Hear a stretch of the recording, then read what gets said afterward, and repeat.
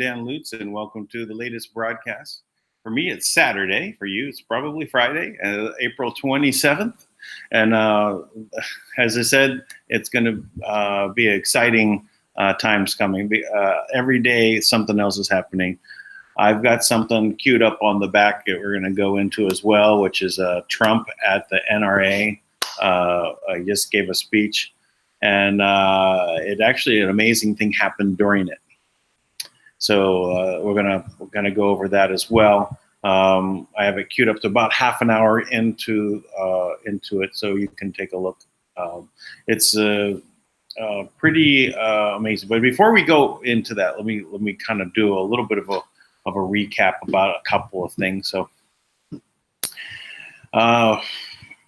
we've been doing this, talking about the GCR and the world-changing events, right? Because we know that the existing economic system is collapsing. We know this is happening. It's we can see it in many different ways. On the political level, we have Brexit, happening in Europe, which is going to basically cause the breakup of the European Union. Italy is just. I mean, they may end up leaving EU beforehand, but they're trying to get their gold back from the central bank.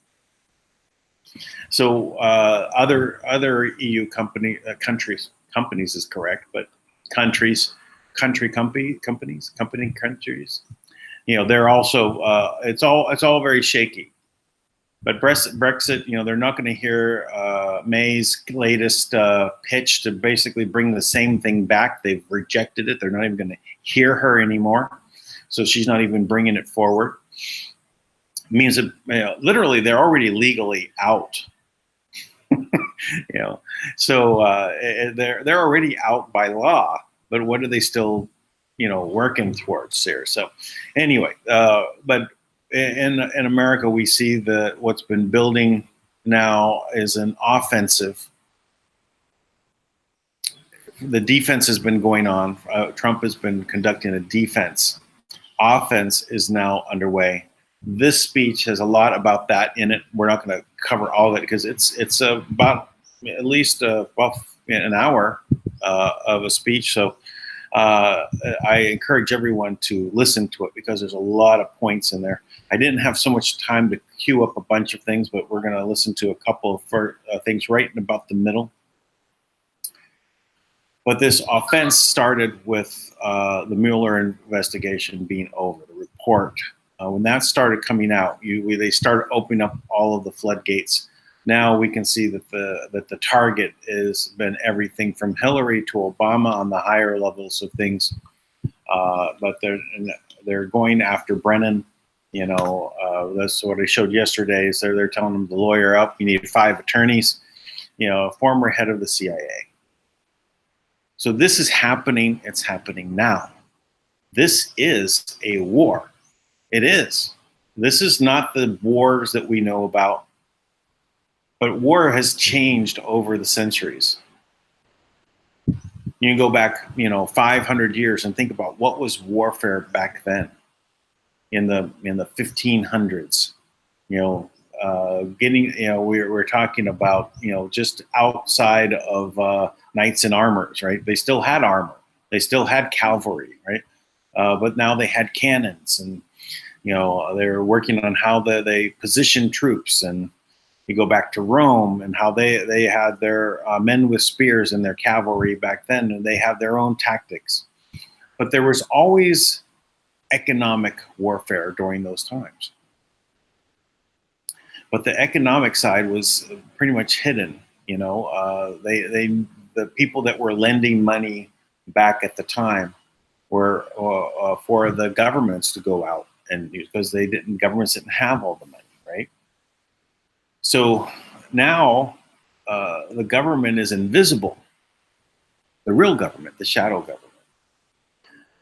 But it was always there, but it grew in strength in controlling what we know as government. Its fingers went into every place.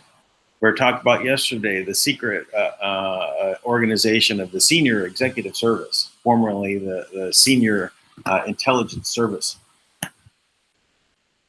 where they literally can control, or without being fired, any department. They can go into any department and any agency and just assume control.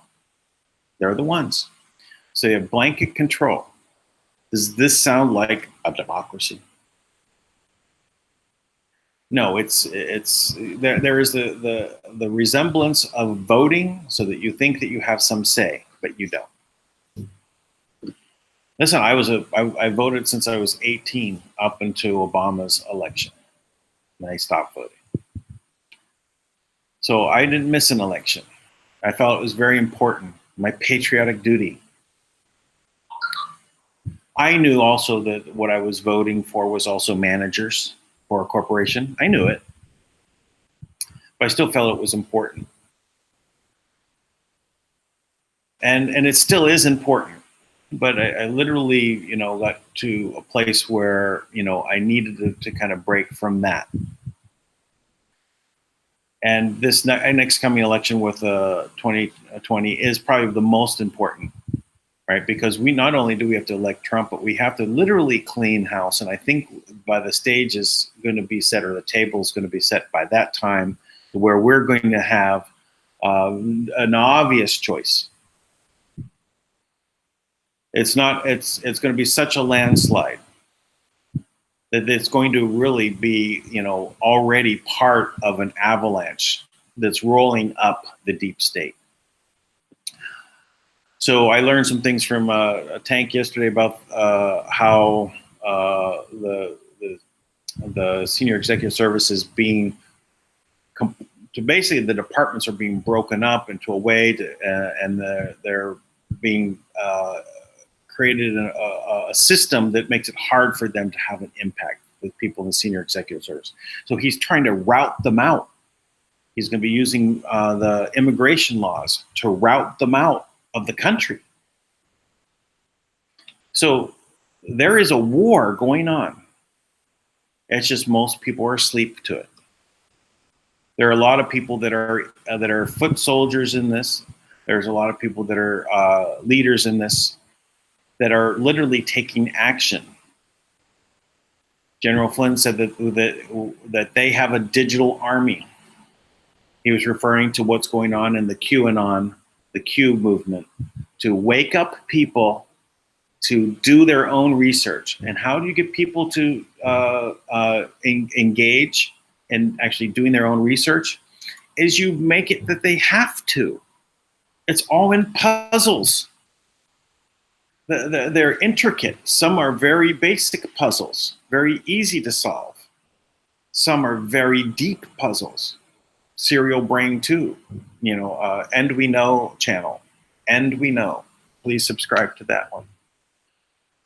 Watch, go back over the Serial Brain 2 from the very beginning and look at what's it. If you do that, you'll see the depth at which the puzzles have been laid out.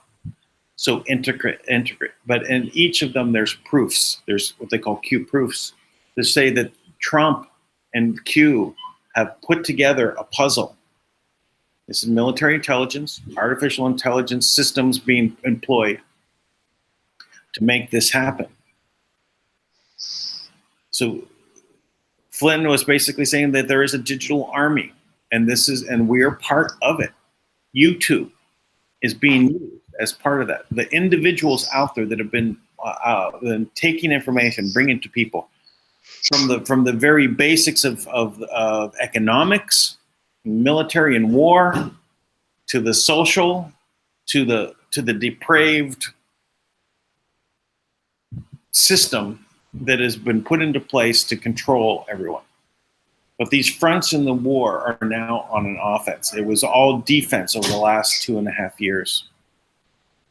Trump has been setting up stages, and things have been ready to proceed, and they have been now coming about. And so now the people that, when the Mueller report came out and you have CNN lose half of its audience the next day, where do those people go? A lot of them are going to go through the 5 stages of grief. They're in denial, and then they're going to get angry. So, but they eventually will be open to understanding what went on. And that's part of the rollout of the information that's happening. But with this speech that Trump just gave, it is going to be one of the historic speeches. It is actually of immense importance. So we're going to play it right now, but I'm going to cue up something. When Obama left office the week before, he joined into the UN and basically turned our sovereignty over to the UN. People may remember this. And there was a lot of commotion about it, but the presidential, Trump was coming in, so it got pushed aside. Trump is taking action, and he does it here at the podium. So let's put this on.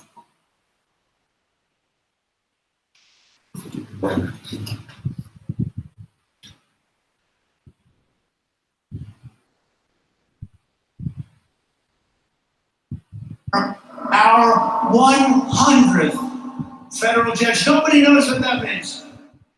The percentage is incredible. Nobody knows what that means. And in the end, I expect to have the second highest percentage of judges confirmed in the history of the United States, more than any other president, except one. I'll never beat this one. Percentage of judges approved. You know who the one is? Second place. George Washington. George Washington. He gets 100%. No, he had 100%. He named every one of them. But you know what? We'll have more of them. George Washington. But we're also defending free speech on our college campuses. Last month I signed an executive order requiring public colleges and universities to respect the First Amendment rights of their students or risk losing tens of billions of dollars in federal funding. You don't want to hear another voice, you don't get all of this tremendous amount, in some cases, ridiculous amounts of dollars. And we have shut down the previous administration's massive abuse of power, known as Operation Choke Point. Under this ill-advised program, government bureaucrats discouraged banks from making loans to gun retailers, a backdoor attack on private gun ownership that will never be allowed to happen on my watch. That's step one, folks. Step one. You know what step 2, 3, and 4 is? Step 4 is you don't have guns. You don't have any way to protect yourself. Today, I'm proud to announce another historic step to protect your Second Amendment rights. And I didn't tell Chris and Wayne and Oliver, I didn't even tell them about it. So they're listening in this big room someplace and they're saying, I wonder what he's going to do. There he's coming up to it. The good thing with me, you never know. It's a surprise. That's why we're making trade deals that are so good for our country. So in the last administration, President Obama signed the UN Arms Trade Treaty. And in his waning days in office, he sent the treaty to the Senate to begin the ratification process. This treaty threatened your subjugate, and you know exactly what's going on here, your rights, and your constitutional and international rules, and restrictions and regulations. Under my administration, we will never surrender American sovereignty to anyone. So, see, that's the important point. It's about the sovereignty. We basically, under Obama, given our sovereignty to the UN in this point. So that's why this is very important what's going on here. will never allow foreign bureaucrats to trample on your Second Amendment freedom. And that is why my administration will never ratify the UN Arms Trade Treaty. I hope you have it.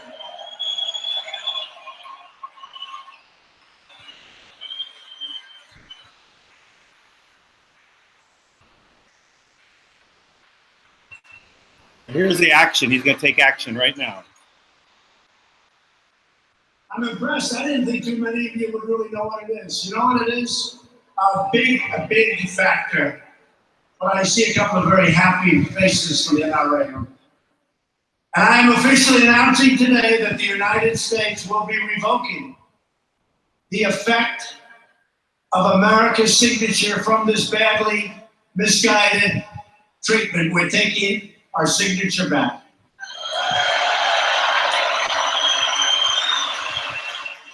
The United Nations will soon receive a formal notice that America is rejecting this treaty.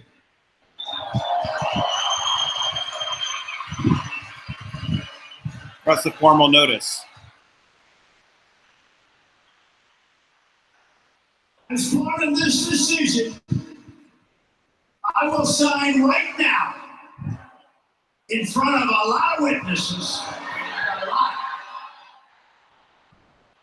a lot of witnesses, a message asking the Senate to discontinue the treaty ratification process and to return the now rejected treaty right back to me in the Oval Office, where I will dispose of it.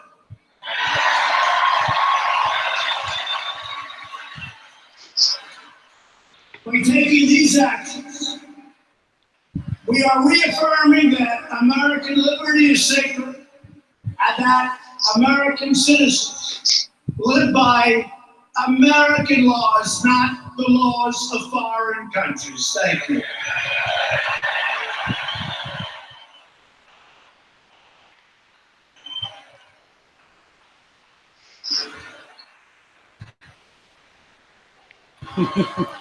Ready to sign.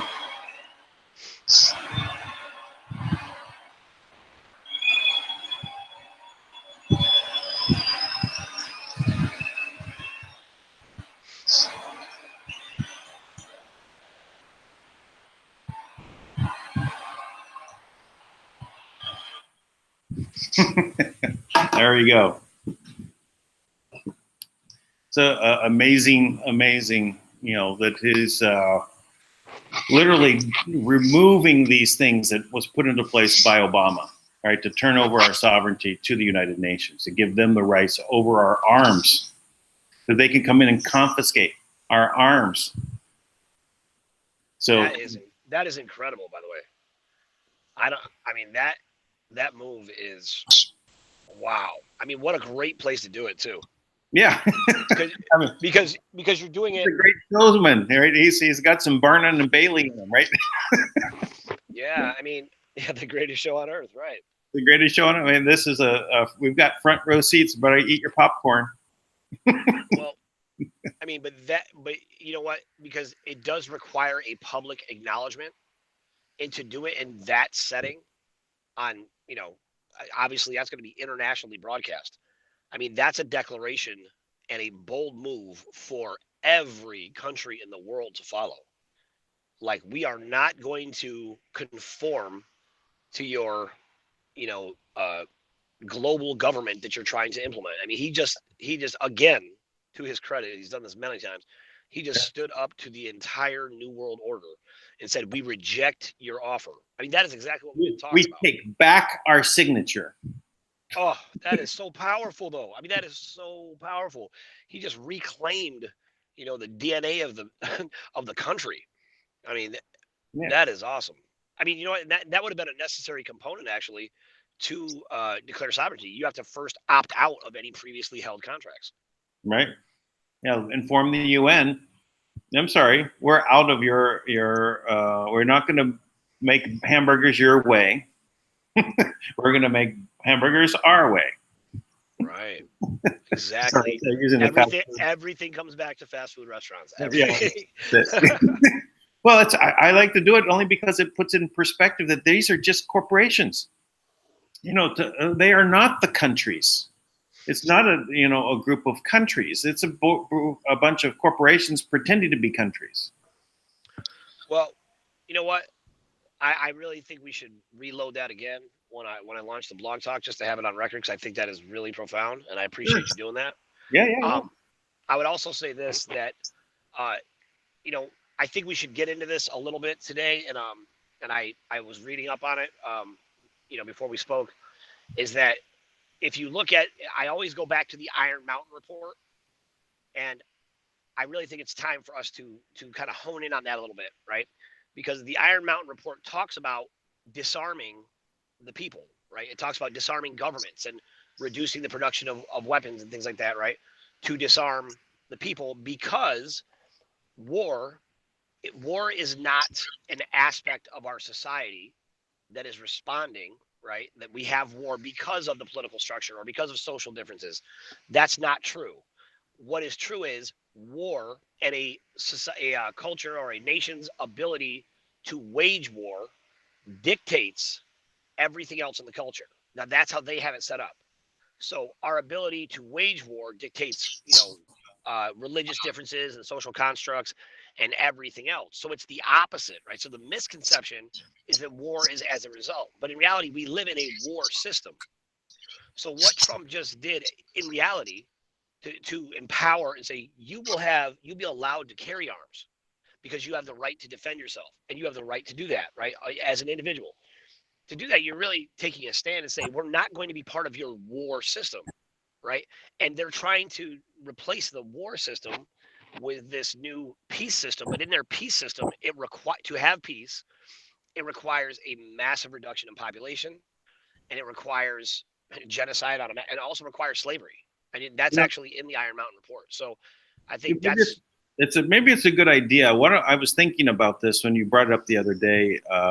Maybe what we should do is literally read the report, not the whole thing in one sitting, but why don't we go ahead and read, like, say, take, I don't know, 5 pages a day and read it on the broadcast, then talk about it, or I think we can start that today, and we'll see. I don't want to put like a page number or anything on it, but Sure. I think we should discuss the topics. It is pretty well mapped out, so you can see it. And I think we can start with the disarmament. I mean, that's definitely a good place to start. Okay. Yeah, it's a good thing that we just discussed. I mean, just break it up into pieces, because it's 150 some pages, something like that. Yeah, it's really extensive. And I mean, and it's written in, you can tell the caliber of the writing is obviously, you can immediately see how we've been dumbed down, because it's so well written. There's some typos, but it's probably written with a typewriter. So, it's so well written and it's so conceptual for such a, impressive document. So, I mean, it's horrible, but it's definitely well written. It's a horrible document written well. Very well, yes. So I'm going to jump off, man. I'm going to launch the show in a few minutes and bring you guys on. All right. Bye. I'll cue it back up. So rewind here.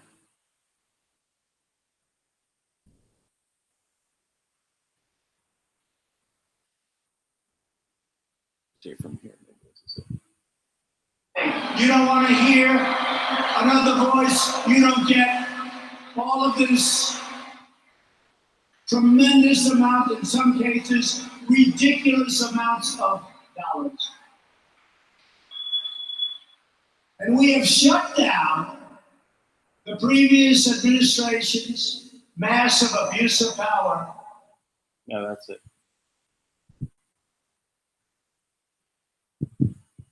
You don't get all of this tremendous amount, in some cases, ridiculous amounts of dollars. So here we go. Okay, we're set there. So we're going to queue up, and what we're going to do is start the simulcast of Blog Talk Radio. And so we're integrated that in so we can have a wider reach. There'll be call-in phone numbers that you can use. Let's go ahead and send me the invitation yet. Yes, okay.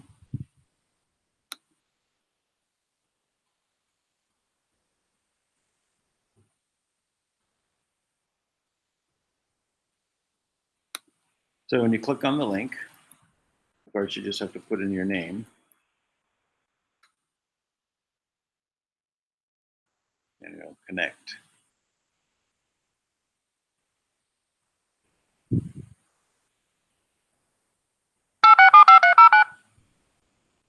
Blog Talk Radio. There we go. Your show is scheduled to start in 20 seconds. Welcome to Blog Talk Radio. Please hold and you will be able to listen to the show. There we go. Let's see. I think the next step is to, well. Blog Talk Radio.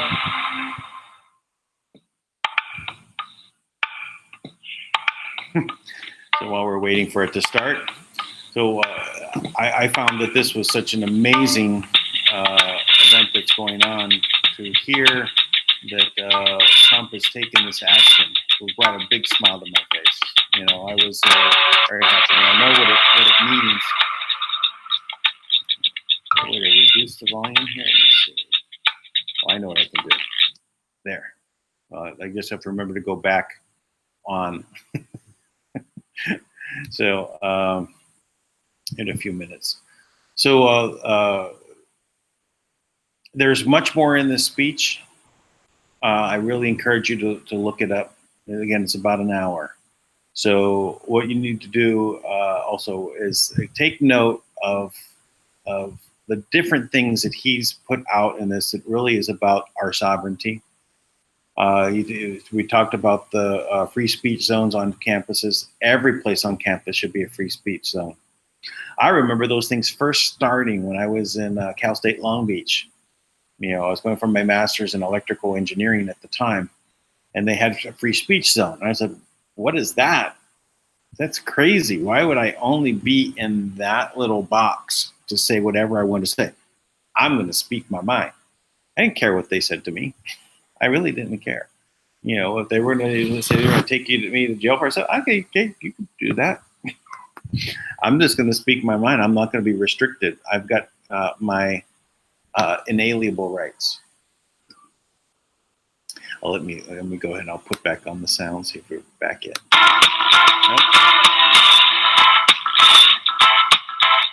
Nope. Yeah, I got to watch out for that music because they'll give a copyright hit. You know, the YouTube can you basically take down your channel for you continually to hit copyright notices. So you don't want to do that. So I think we're gonna have to come up with a system to either reduce the music play there or give me some kind of notice when he's done with the music, and then he can let me know. I can maybe look at things on my cell at the same time. Okay. Anyway, we'll see if he's ready. So yeah. So anyway, the free speech zones, that was ridiculous. But him doing this on our campuses is literally there's a part of this war that we're conducting is against communism, socialism. And the free speech zones are part of restricting, people that are going to think different from this one way of thought. So there's I think a 4 or 5 part series that the Edge of Wonder did on socialism and communism as the religion of the deep state, and its ties to the Luciferian worship, Satanists and the rest of that. So you should really watch that. Go to Edge of Wonder and watch those series. That's also a fantastic set of groups and of a group of videos that will really put things into perspective, especially if we have young people out there that haven't really understood what socialism is. Someone sent me this video of this little girl pretending to be Ocasio-Cortez, right? Because AOC has been now, being mocked by, looks like an 8-year-old child, right? That's pretending to be her. And she says that she's a socialist because she's on social media. And that's not far from the truth, really, from the mouth of children. Actually, it'd be good to bring that one up too. Let me see if we're back yet. Let's start this. Anything else, because there is a lack of recognition that Kim is the one who has the authority over the quantum mapping system.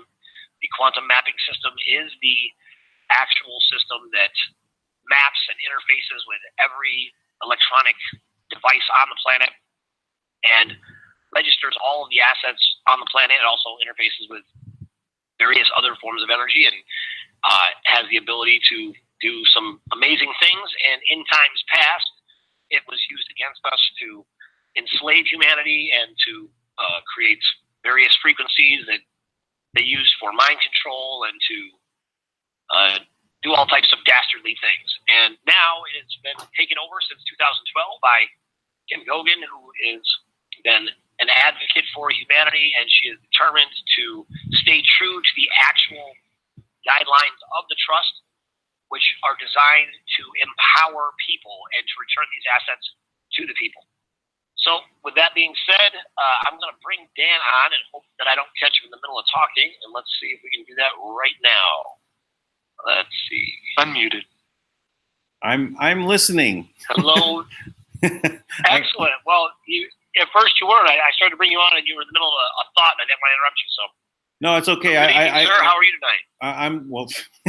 I'm fantastic. We covered this speech that Trump is giving to the NRA and how he reclaimed sovereignty back from the United Nations that Obama, signed off like a week before he left office. He just turned over our ability for us to our Second Amendment rights, basically what he attacked. And so it's a perfect place at the NRA because that gave the UN control over our arms. And so he just took the signature back and he did it on stage. So we can play that again if you like, and I have it queued up whenever we're ready to do that. So that put me in a very good mood for today. So. Well, it puts me in a great mood, and just to reiterate what you're saying, I think it's really powerful. So Dan is going to play the clip from President Donald Trump today speaking at the NRA. And at the NRA today, he announced that the U.S. will withdraw its support for the United Nations treaty to regulate the multi-billion-dollar global arms trade. So this is a massive, massive, massive move, because he's declaring that we will never surrender our sovereignty to some other country. And the way that this worked, it's already been implemented in places like New Zealand and Australia, where they just fabricated reasons to come and seize the weapons of the people. They're actually trying to do it right now in New York. But our sovereignty, on some level, we have the right to defend ourselves. And President Trump just struck a major blow for the entire world in this speech. So go ahead, man. You can play it. Let's do it. And we have shut down the previous administration's massive abuse of power, known as Operation Choke Point. Under this ill-advised program, government bureaucrats discouraged banks from making loans to gun retailers, a backdoor attack on private gun ownership that will never be allowed to happen on my watch. That's step one, folks. Step one. You know what step 2, 3, and 4 is? Step 4 is you don't have guns. You don't have any way to protect yourself. Today, I'm proud to announce another historic step to protect your Second Amendment rights. And I didn't tell Chris and Wayne and Oliver, I didn't even tell them about it. So they're listening to this big room someplace and they say, I wonder what he's going to do.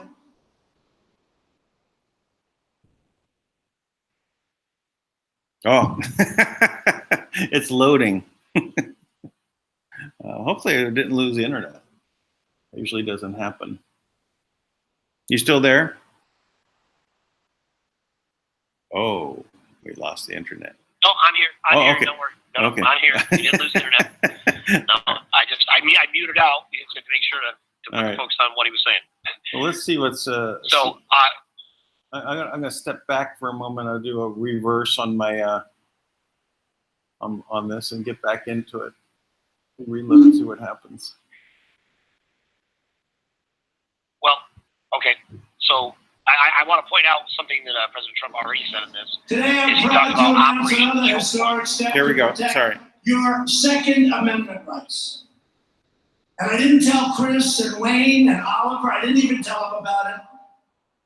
So they're listening to this big room someplace and they say, I wonder what he's going to do. The good thing with me, you never know. Never know.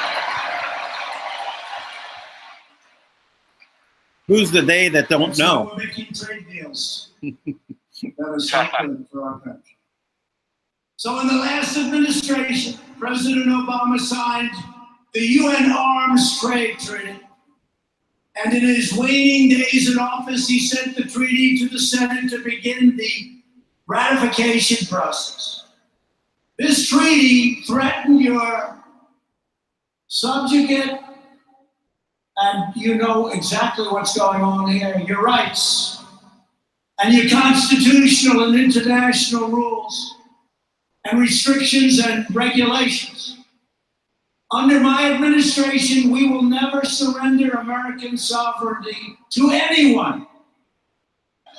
We will never allow foreign bureaucrats to trample on your Second Amendment freedom.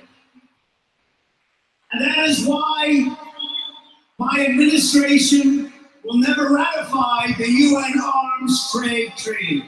I hope you're happy. Well, that's the first part of this, right? But this is why it was so important, right?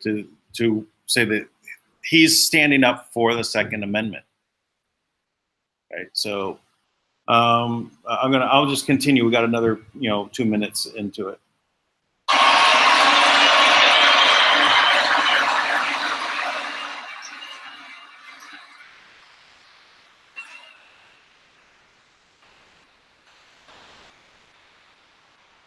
I'm impressed. I didn't think too many of you would really know what it is. You know what it is?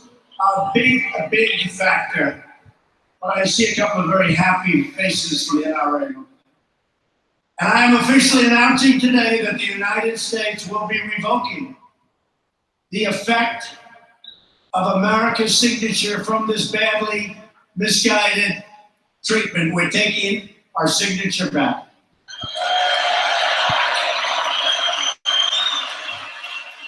The United Nations will soon receive a formal notice that America is rejecting this treaty. He's holding up the notice.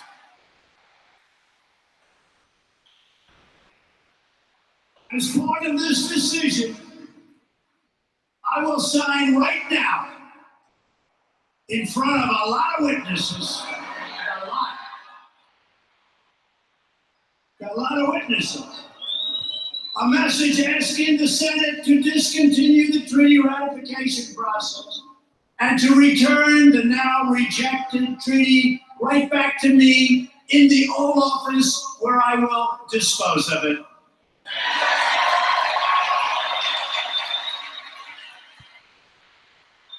By taking these actions, we are reaffirming that American liberty is sacred and that American citizens live by American laws, not the laws of foreign countries. Thank you.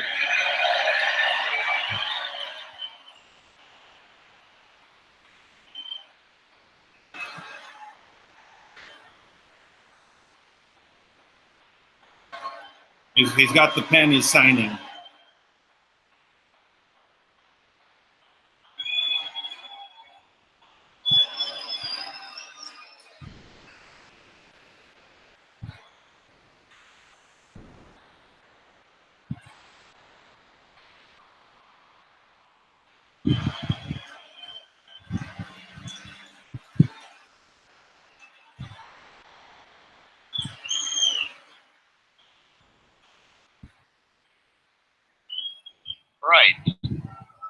They all want the pen. Can you believe these things?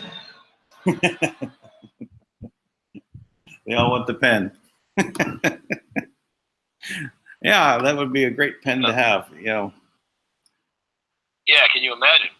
I mean, that to me goes hand in hand with the letter that was given to President Trump, delivered to him directly, which was sent out by Kim and the Manna World Holding Trust, that released all of the debts owed by the United States to the Federal Reserve and returned the land of Washington, D.C. back to the United States and acknowledged the sovereignty of the United States.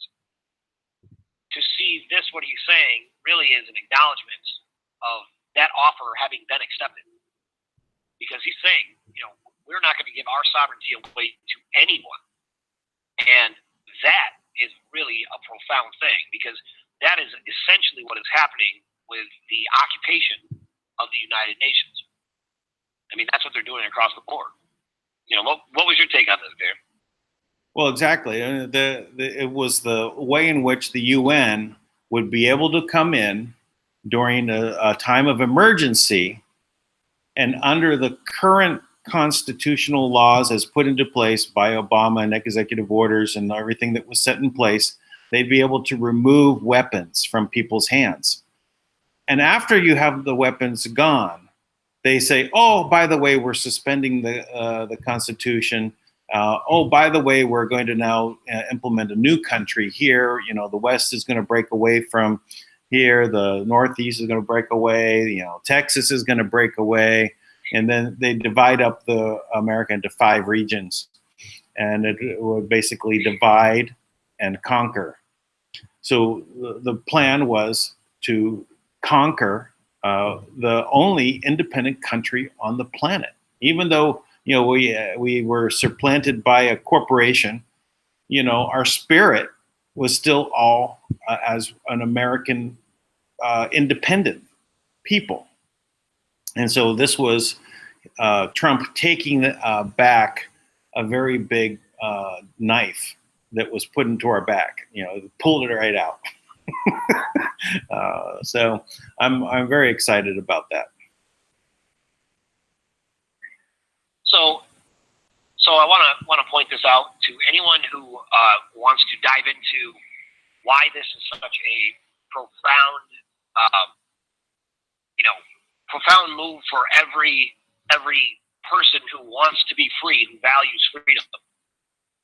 One, a key element in the Iron Mountain report, and you can find it on page 28, and it extends into war scenarios and things of that nature.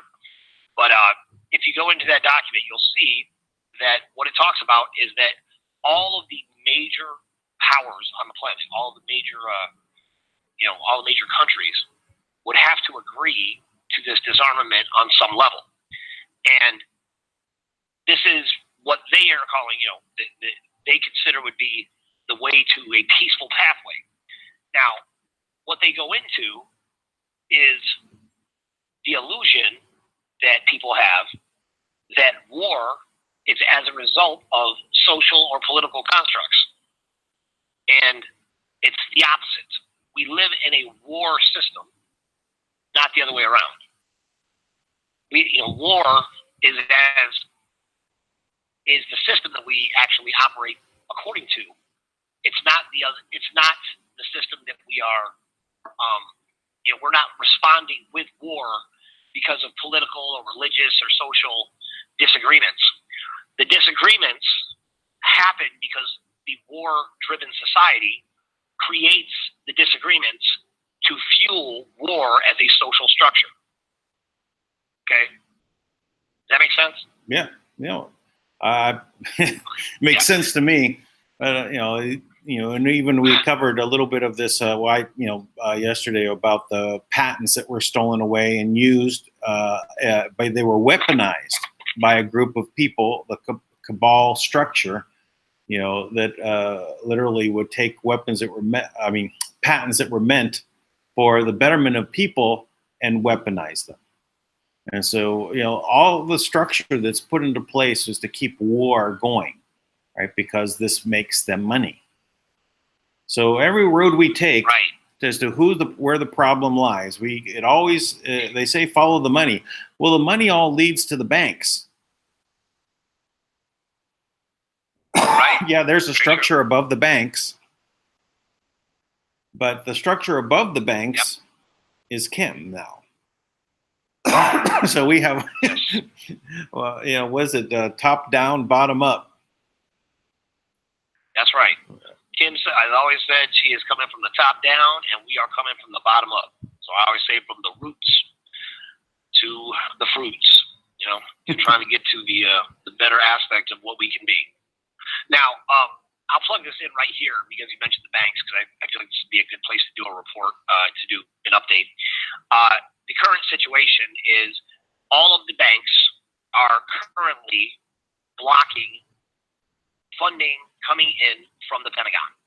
So essentially, deposits have been made successfully. So that means that they can see the registered assets with the allocation number there in the banks. It's visible.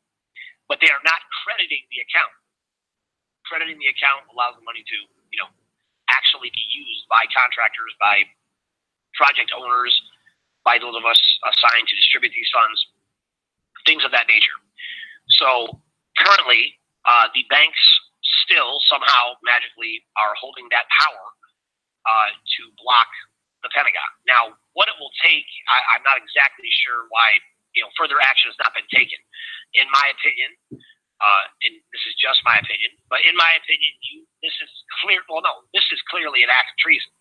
If we are in a state of emergency, and that will require, state of emergency is directly connected to the southern border of the United States that borders Mexico, and the various illegals that are being pushed towards the United States via various United Nations propaganda being spread all throughout South America. And they're pushing these, really, for the most part, a vast majority of them are just unsuspecting or ignorant migrants, and not ignorant in an insulting way, meaning quite literally that they just don't know what's really going on. So because when you can control the information flow, you control the world. That's one of the biggest issues that we have right now. That's why we're taking the time to create a show like this to influence that information flow and to get the truth out there in a more accurate way. So while this is happening, you have obvious expenses that would have come up that would be necessary for the Pentagon to be able to utilize the funds that they transferred into the banks so they could pay for various things. They provide food and water and, for the soldiers and for the people that are there that are coming in. And there's all types of other things that would come up in that process where actually being able to utilize the funds that they have been given, that are their funds. So to block that, essentially what you are doing is you are creating further havoc. You are creating a greater state of emergency. You are weakening the United States military, and you are debilitating them from actively functioning as an entity to protect the people of the United States. This is a clear act of war. There is no question. That's very clear. Now, that's the first thing. How they have the power to do this, I really don't know. And I excuse my ignorance on this. I don't know, because at some point you would certainly think that the United States military, if they were really if this was happening in another country, I'm sure that we'd be dropping helicopters, right?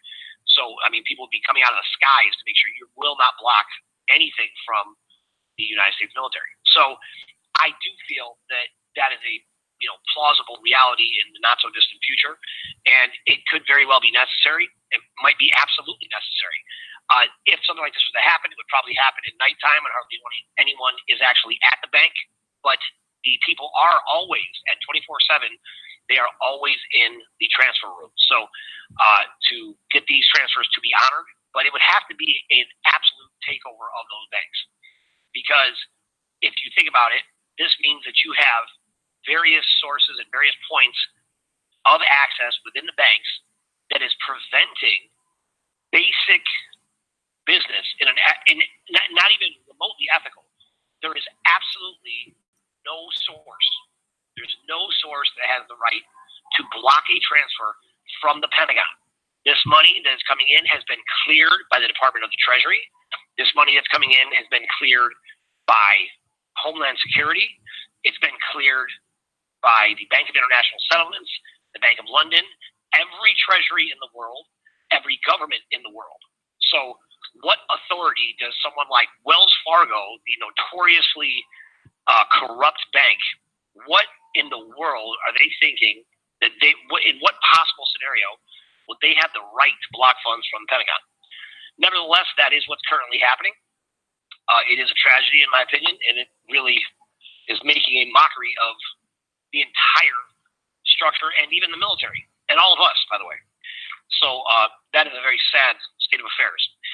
That being said, there was also 3 people that were identified at the U.S. Treasury who were the primary sources that were blocking funds. And I know that one of them was Steve Mnuchin. I would suspect that the other 2 that were released were probably the other 2, but I don't know. His 2, his advisors or whatever they were. But the last I heard was Steve Mnuchin is on the run, and he is, in the wind, so to speak. No one can find him, and so that scenario is taking place. And there's many at the Treasury now. There's some that are helping us directly, but there's many at the Treasury that are waking up to realize they were lied to. We need that to happen in full force. If you are listening from the Treasury, you have been lied to, and you are currently supporting a treasonous Secretary of the Treasury who seeks to implement the genocidal reset, where it is a massive depopulation agenda that takes away the sovereignty of the United States. And that's what President Trump just addressed, that no one will take the sovereignty of the United States.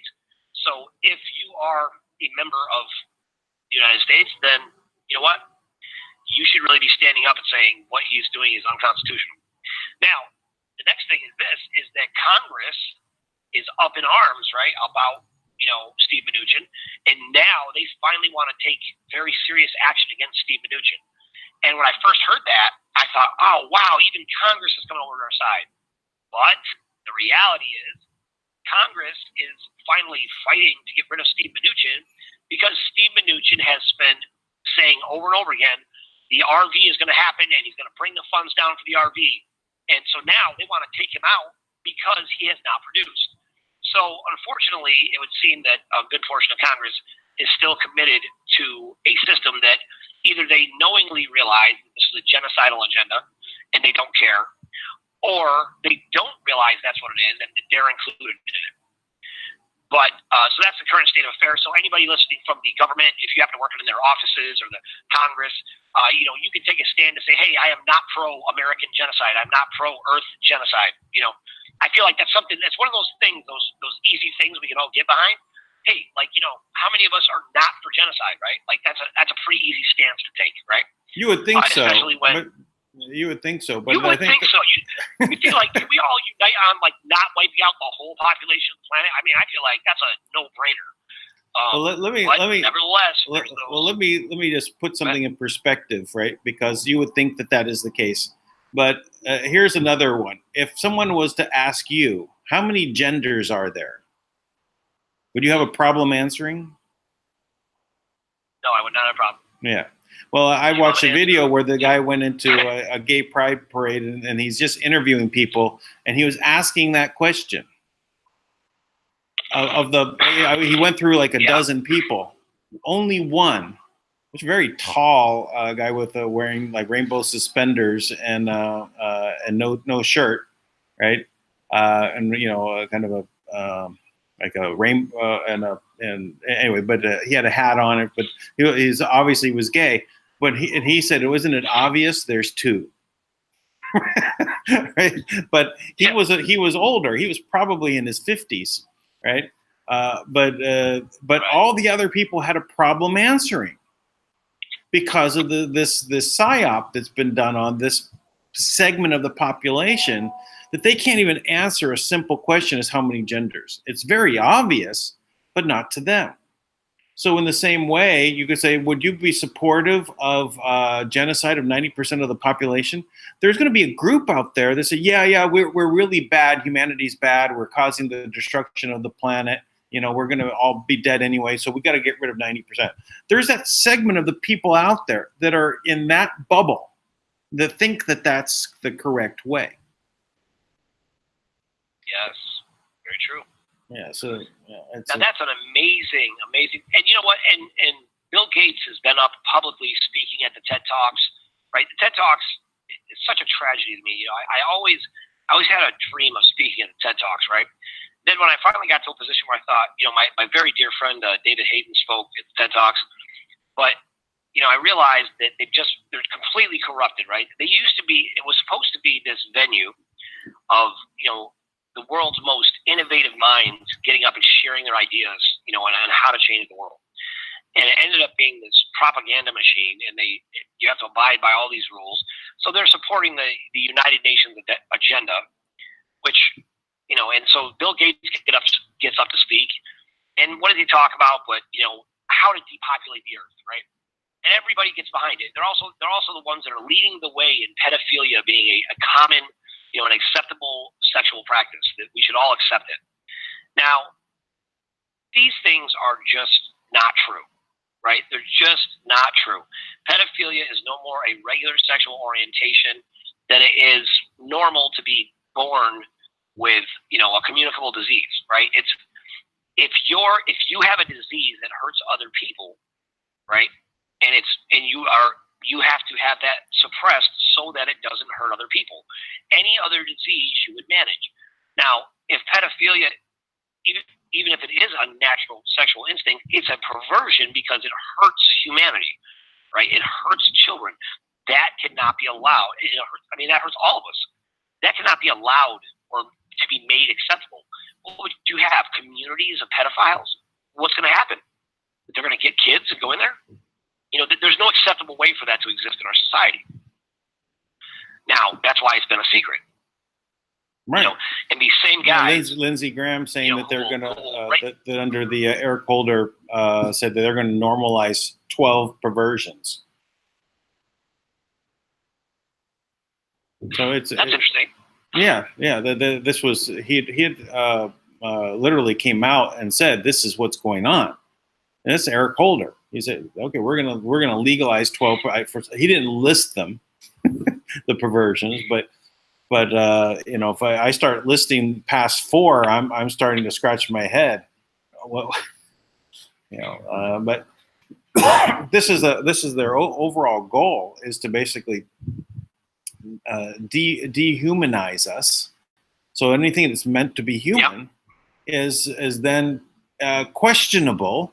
The Overton window has been stretched out so far that it actually busts, and then they can recreate humanity into transhumanism and take over, because people are just going to be robots, right? And mind controlled and to the point where there's not even any organic matter left. We just, phased out of existence. Which is exactly how you would enslave a society, right? They were talking about this with the testing too many years. I guess it was before Reagan's administration when they started to introduce standardized testing, and before that, they were saying that we were producing too many, genius level people, and people were starting to wake up and figure things out, and all this stuff.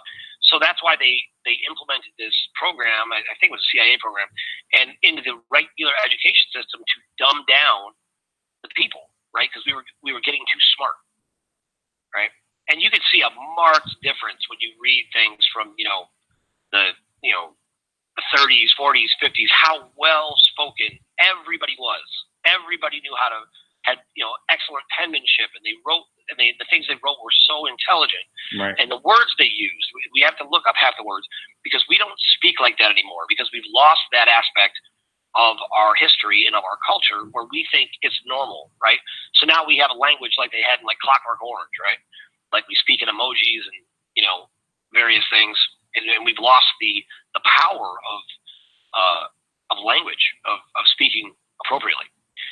So amazing time. So now, also in Trump's speech, so he says we're not going to give up our sovereignty. He denounces this. Now, he was talking about the choke point agreement, right? Right. And basically, that agreement, like, is an extension of post 9/11 kind of stuff, where they could just make all types of things. But basically, it set it up so banks wouldn't do business, or they would only be allowed to approve a very limited amount of certain types of business that they thought were high risk, right? Now, this goes back to the meritocracy, right? So they've been implementing their meritocracy, but through laws like this. Yeah. And this is what the United Nations is very much a meritocracy type of enforcement, right? They're taking this idea of forcing peace, right? So they call them peacekeepers, but why if you're peacekeepers, why do you have this formidable military, right? Why do you have the right to come in and take over our military? Now, they don't anymore, by the way, but that's how it was designed. But listen to the things that they were identifying in this choke point agreement, right? So ammunition sales, cable box descramblers, coin dealers, credit card schemes, credit repair services, dating services, debt consolidation scams. So these are all things they want to control. Drug paraphernalia, escort services, firearm sales, fireworks sales, get rich products, because the last thing they want is for us to get rich. Government grants, home-based charities, lifetime guarantees, lifetime memberships, lottery sales, mailing lists, personal info, money transfer networks, online gambling, pawn shops, payday loans, pharmaceutical sales, Ponzi schemes, pornography, pyramid-type sales, racist materials, surveillance equipment, telemarketing, tobacco sales, travel clubs, right?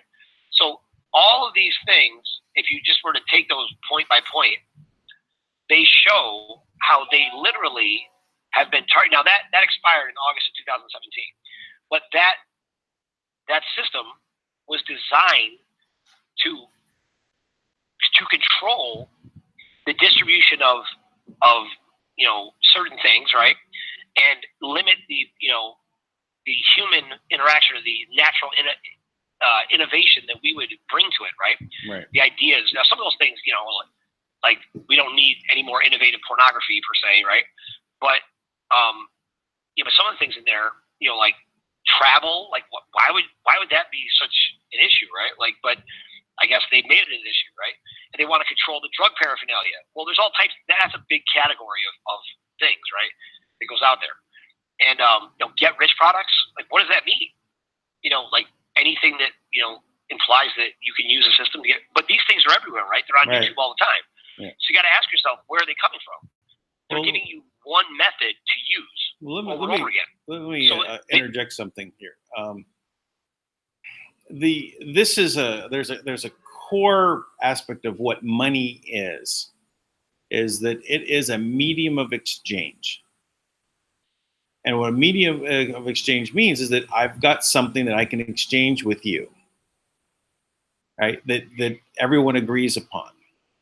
Now, if that is then impeded in any way, it is no longer a medium of exchange. So we no longer have what we can call money. If you want to say it's relegated to currency, and currency is now restricted, it's not money. We need a medium of exchange that we're able to do things, even if other people disapprove of what we're doing with our money, we should have the ability to do it. Giving the control over the currency to someone to such an extent that they can basically create a choke point means that we don't have money, right? It is just a control system. And we need to have money in order for us to have wealth. If we don't have money, and we only have currency, then we can't have wealth. Anyway, so I didn't want to let that go without pointing this out. It's such a core principle of the difference is that we really need to have an unimpeded medium of exchange. Otherwise, tyranny will always rise. Now that's why what's happening right now is such a drastic shift in everything taking place in the world today has to, that's why I keep saying that we are, Thomas on the THI show, Thomas Williams, and and I've been given this authority as well to work with Kim. If you are not talking about Kimberly Ann Gogan, if you are not talking about the Manna World Trust, you are missing the biggest aspect, the driving force behind everything that's taking place. This is a battle now, and I don't want to reinforce the war side of this, right? But this is a battle for the hearts and the minds of the people, and they don't care about you being empowered, to really express yourself in the fullness of your being. They care about controlling you. So you have this option that's on the table, and this option on the table right now is what you have the option on the table right now is that humanity can be free right now, and you have banks that are standing in the way currently, right? Now, it's generic in a sense, right, that we say banks, because I'm sure it's not your local retail banker. It probably doesn't have anything to do with this or have anything, so I don't want you to go in belligerent to your bank or anything.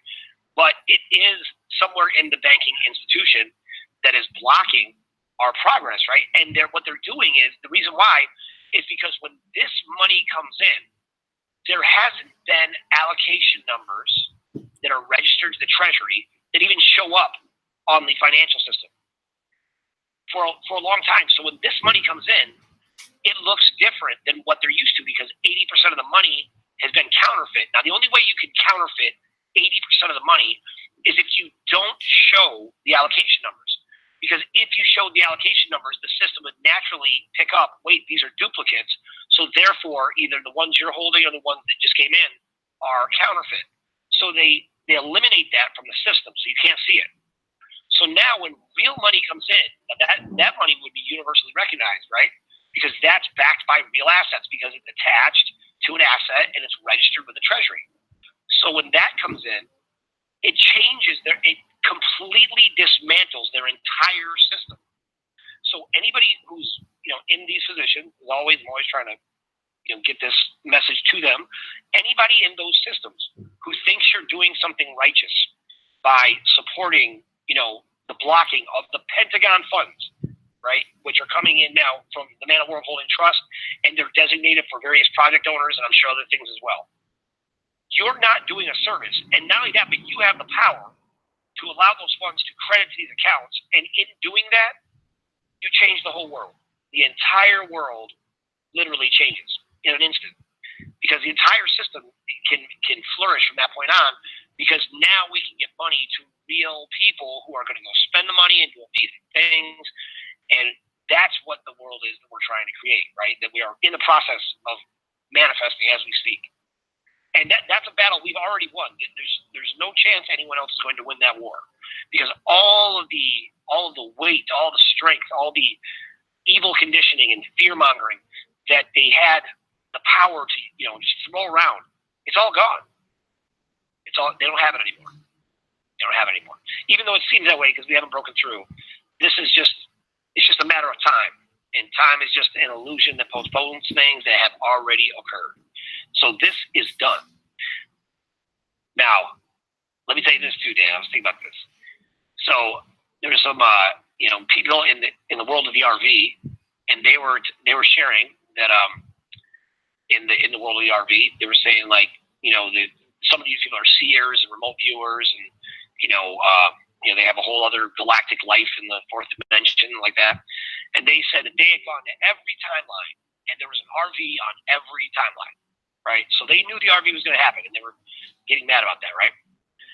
So if you consider the reality and why this is really, really important to everything we're doing, the RV, in the sense of a revaluation. So I'm going to give you something to sink your teeth into for people out there still brokenhearted about that. The true revaluation is you having a value for yourself and revaluing yourself, right? Now, that speaks to what President Trump just said when he said we're taking our signature back. Now, when you realize that you are the wealth and the asset that has backed this entire world system, then you have a new value for yourself, so you can revalue. Now, that I can support. As far as the currencies that people hold, revaluing, and then that money flooding into the planet, and everybody getting all this money, for a couple days before the economy crashes. I know it seems like that won't happen. I know it seems like, no, but it'll be backed by assets. But it won't be backed by assets because it's not possible. Because all of the assets are registered to the Manna World Holding Trust. And the Manna World Holding Trust, the trustee of that, the comptroller, the custodian, all the same person.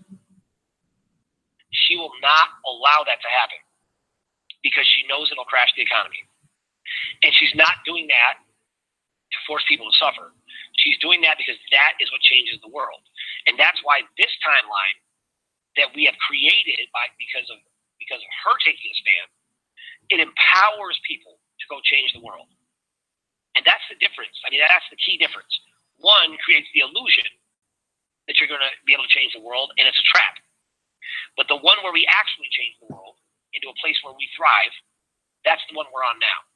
And you don't have to stay on this timeline. You can go and be on the RV timeline if you want and pursue that. If you want to continue down that path, you are more than welcome. But, if you are part of the whole anti-genocide team like we are, we're anti-genocide. If you want to be part of that team, this is the path. So,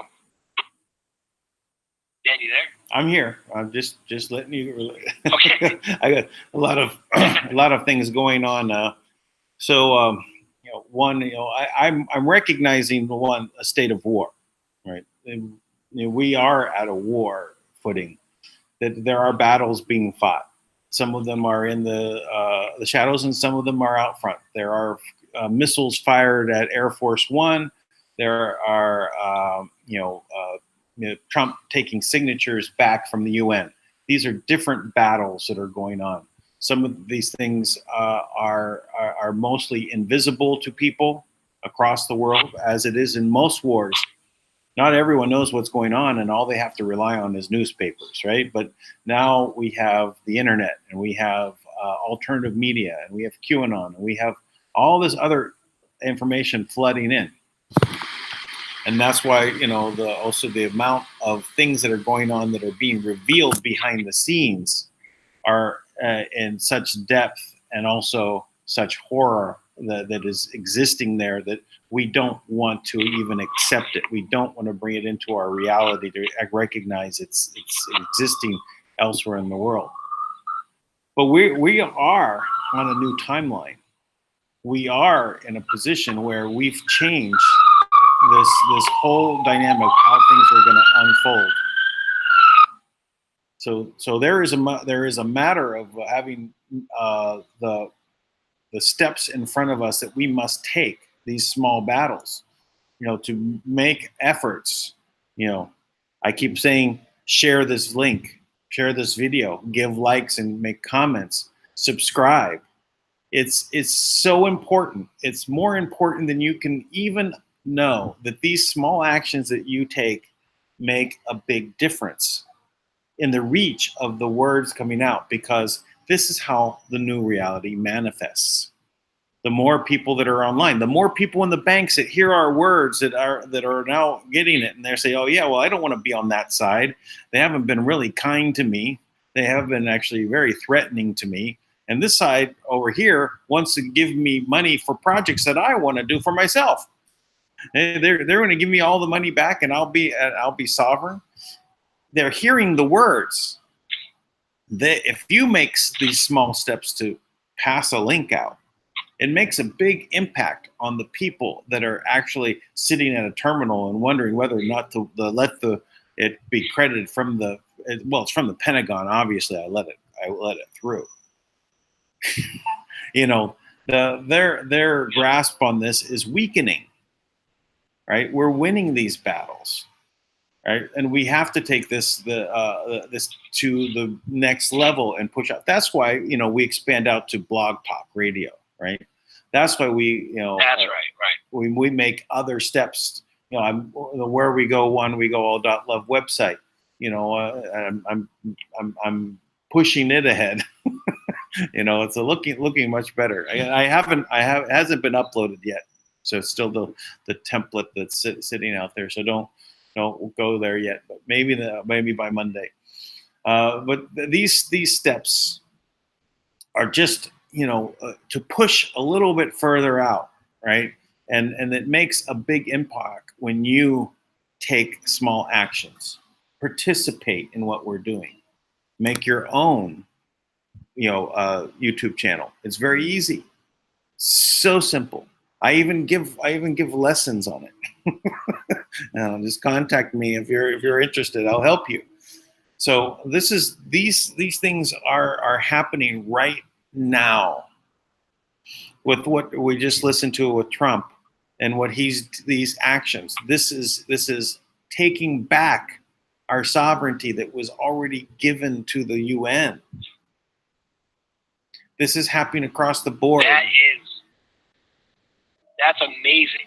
Now, what I was thinking about this, Dan, is in this giving our sovereignty right now, this was signed over with the gun laws and the disarmament, right, which was part of the Iron Mountain agenda to disarm the people, right? And this has been the plan, right? They always stick to their plan. And some of the other aspects, right, is you have to reduce the population, right? That's part of the agenda. And enslave the rest, right? Slavery is acceptable, right? But they use public slavery, right, to make it, that it'll be sustainable so that we'll willingly make ourselves slaves. And, organizations like the FDA has no power. The FDA really should not dictate what we're doing with our food or our drugs. So how are they able to do that? Well, because they're a corporation and they've operated under corporate guidelines. The IRS, they've done away with the original body that provided taxes. I can't remember what it's called, but it's not the IRS. But it doesn't have that power. And that's why when you look at your tax forms, it starts with the letter B instead of the letter A, because letter A says they can only take income tax from government employees. They're not legally allowed to take that income tax from you, right? Now, these are all things that we can just make common knowledge to where we say, wait a minute, how dare this group come to my home, right? And say that they're going to give me an audit when they don't even have the authority because I'm not a government employee. Well, we've got a very powerful technology at hand.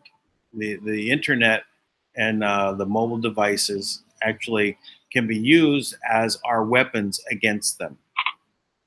In this way, not only are we talking about YouTube and social networking, but literally being able to take action when something is happening, so that you have an agency at the door, press a button, and have our legal team at the ready to answer the door for you. Here, you interface with this. This is the legal situation, and you come back and we'll figure this out. You have a warrant. Here, let's see your oath of office. Because you don't have an oath of office, you can't come in here. So, and then everything's recorded if they decide to bust in, and then you take other action. So we have the ability to create these tools to make it easy for the people that there's so much knowledge out there, and so makes it so difficult that we can make it push button, tap an app. Yes, we can. I'll tell you, I would still love for somebody who knows an app developer. I have a $1 million idea. I mean, more than that, is to take this. I want to have an app that you can have a device for it and put it on your dashboard of your car. And when you get pulled over, you press that button and you turn the lights on in your car, and it immediately starts broadcasting live. Yeah. And as it broadcasts live and the police officer comes up to your car, you can even press a button and have it say, I do not consent to being pulled over. I suppose probably say, I do not contract with you, and I would like to see your oath of office to confirm that you are in fact a police officer and you have the right to pull me over in the first place. And we'll broadcast the whole thing live, because you know what? The best, in this, I know what they've told you is that, you got to keep their secrets, right? That was a big thing with the RV. When I started putting out intel from both sides, now that was recommended to me by General Dunford. He told me to put out both sides of the intel to force them, to show what they were doing. So what I did was I would get intel from all different places, and it would never match up quite right. And I would usually decide which one I wanted to share. But what I started to do was I started to put all the intel out, share both sides of it, so that I could show, look, there's the discrepancies here don't match up. What are they doing? Why are they still lying to us? Right? And what they would do is each group would keep their secrets, right? So when you get intel, it'd be like, look, this is a big deal. Nobody knows this, right? Like, you're in the know, right? And I get intel from sometimes from very high sources, and sometimes from soccer moms in Idaho, right?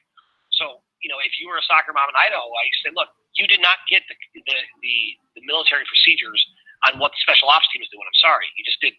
You did not get that. That intel is not accurate, right? But the point is being public, staying public, and making it so you can't deny, because it's a public record. You can't deny what happened because everybody saw it, and it was recorded live, and there's a document that you can go and you can find it. Now, I'll be more than happy to help set that up, share the idea, put it out there, make it work. I just don't want it to be snatched up by somebody who's trying to control everyone, right? Well, that's what the alternative is, something else, right? Yeah. Well, you can always make another app that's going to do it. No, I wouldn't worry about that. I would just say I'll add to it. What about a camera that is attached to the side windows of your cars that are literally just have a solar panel on one side? That's not big. Just it's about a 2-inch square. It's a solar panel, but on the other side is a camera and a microphone that's attached to the glass. So the microphone is actually using the glass as a way to communicate back and forth through the glass. And then as soon as you hit that app on your phone, that starts recording. And it also allows you to talk through the glass. You don't even have to roll on your window. You can have a conversation. There's a million ways to add to it, and I'm sure somebody can make a lot of money with it. There's nothing wrong with making money. I think that's a great idea. And I think that's, there's all types of great things you can do with it. All types of add-ons you can have to something like that. Personally, what I care about is, we need to start, the people need to have a reverse governing system to hold the government accountable to do their job, period. Because they don't do their job. They're not enforcing laws. Because if they were enforcing laws, we would have money in our accounts right now, and projects would be flourishing all over the world. But because the United Nations is in the midst of their depopulation agenda, and they're desperately trying to take over the world, and they failed to reach their goal by 2012, they took 5 more years to continue their agenda. So they're 5 years deeper.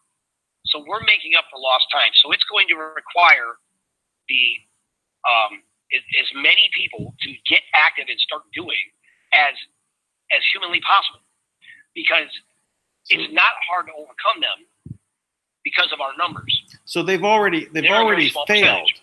They've already failed, and they were given an extension 5 more years. Who gave the extension?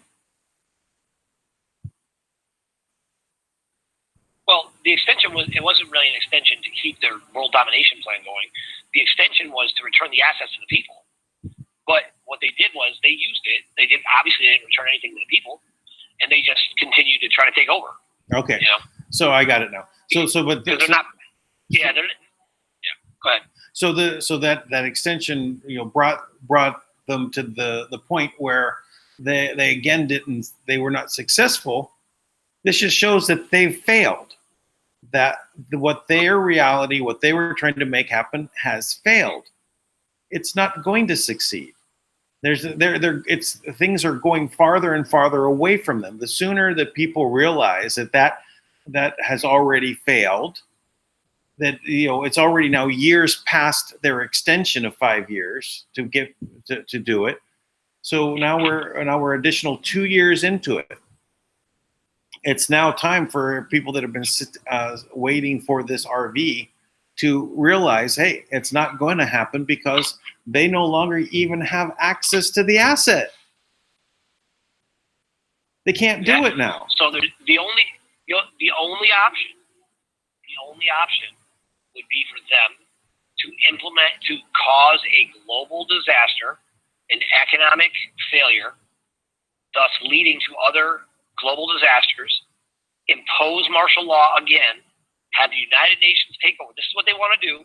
Have the United Nations take over all the militaries, bring the world under one world government, execute massive genocide to bring the population down to a manageable number, and then and create, really introduce turn all of the currency into digital cryptocurrency. And you know what? By the way, just to back up what Michelle McMillan was saying earlier this week, and she was talking about how they're taking your DNA. Mm-hmm. There's a crypto coin out there that registers your DNA, and your DNA becomes the asset. So you want to talk about something scary? That your DNA becomes the actual body that's funding something, because they own you, right? Then they can do whatever they want with you. They can reproduce you, and they can all types of things, because we opted into a program like that. So everybody who's thinks that I like, not to say there's not a decentralized value, but the cryptocurrency is designed to take control of the world. That's what they're designing. So Dan, I think we should open up the lines and let people call in. Sure. And see if anybody has any questions. So the number to call in, if anybody would like to ask questions or has something valuable they want to share, is 646-721-9771. That's 646-721-9771. And I've got a caller on right now who I'm going to bring on. It's 919 is here. 919, North Carolina, you there? Hello?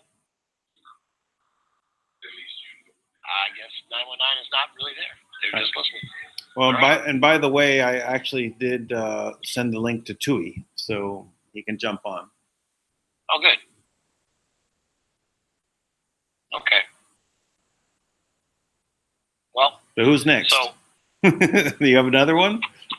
well, we'll see. No, people will be calling in shortly. I just gave out the number. So if anybody wants to call in and ask questions, you're more than welcome to call in now So at this time. Just so you know, while we're talking, I'm sharing the screen of the Speak Project, radio, Blog Talk Radio, and it shows the phone number and also the link, and also the time remaining. Very helpful. All right, so it's Oh, been. good. I turn it on and I turn it off. If I'm speaking or I want to show the TV, or something, then I switch it back and forth so people can grab that if they want to do a call in. So it's good to let people know that I'm doing that also, so they say, oh, that's what the link is for. Oh, that's what that phone number is for. Yeah.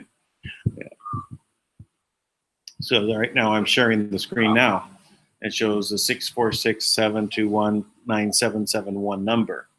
And then the link down below is if you want to log in via computer. So you just would put in tobtr.com/11308363. And I'll get that radio announcer voice going soon. Reading off the number. So anyway, we've had a lot going this week anyway with everything that's happened.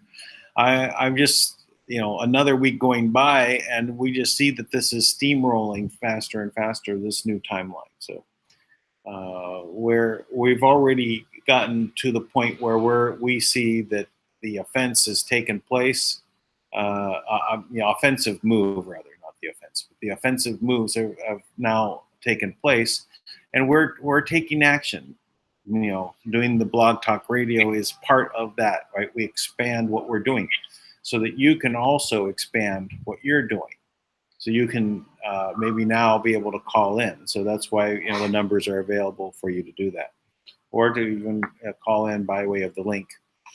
Of course, if you're on YouTube and wanting to do a chat, we can also read the questions through the chat. If you're in the YouTube channel in the super chat, just put Q and then the question right afterwards.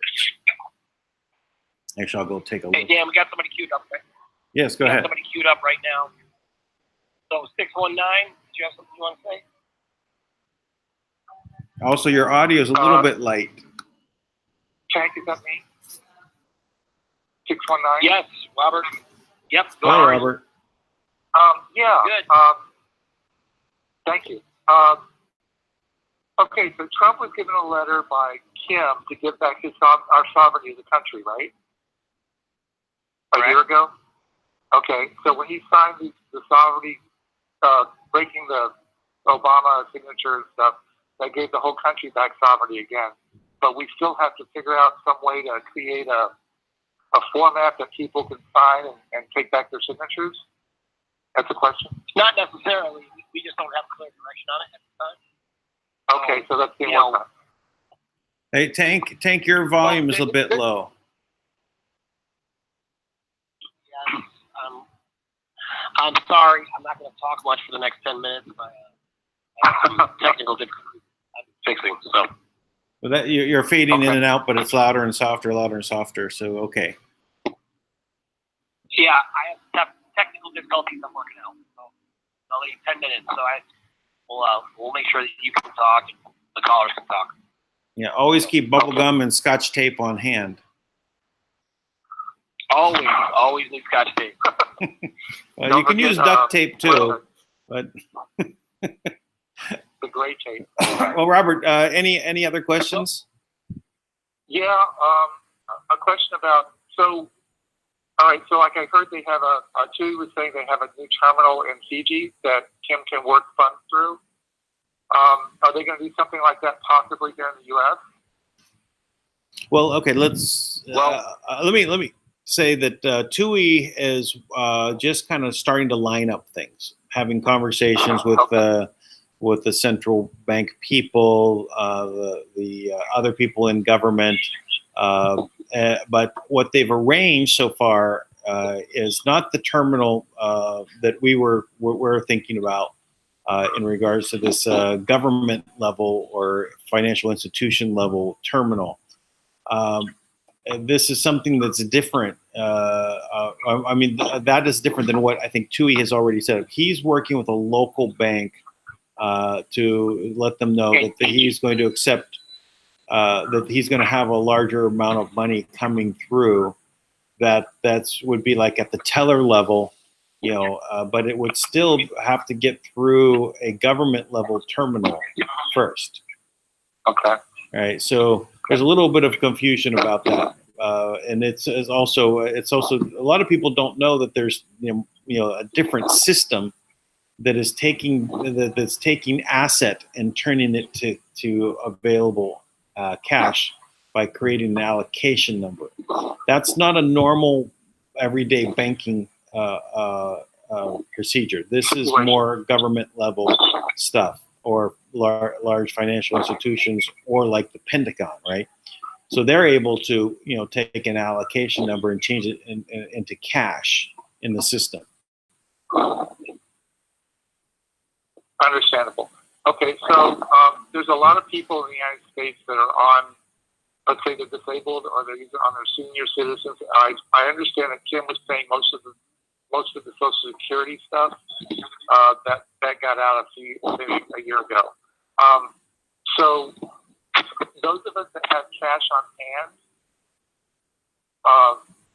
should we spend that money now, or should we hold on to it, and will it be transferred over to the other asset money? Are they going to print new money in the United States? I'm concerned about the United States more right now than anywhere else, because these questions are ones that are coming out.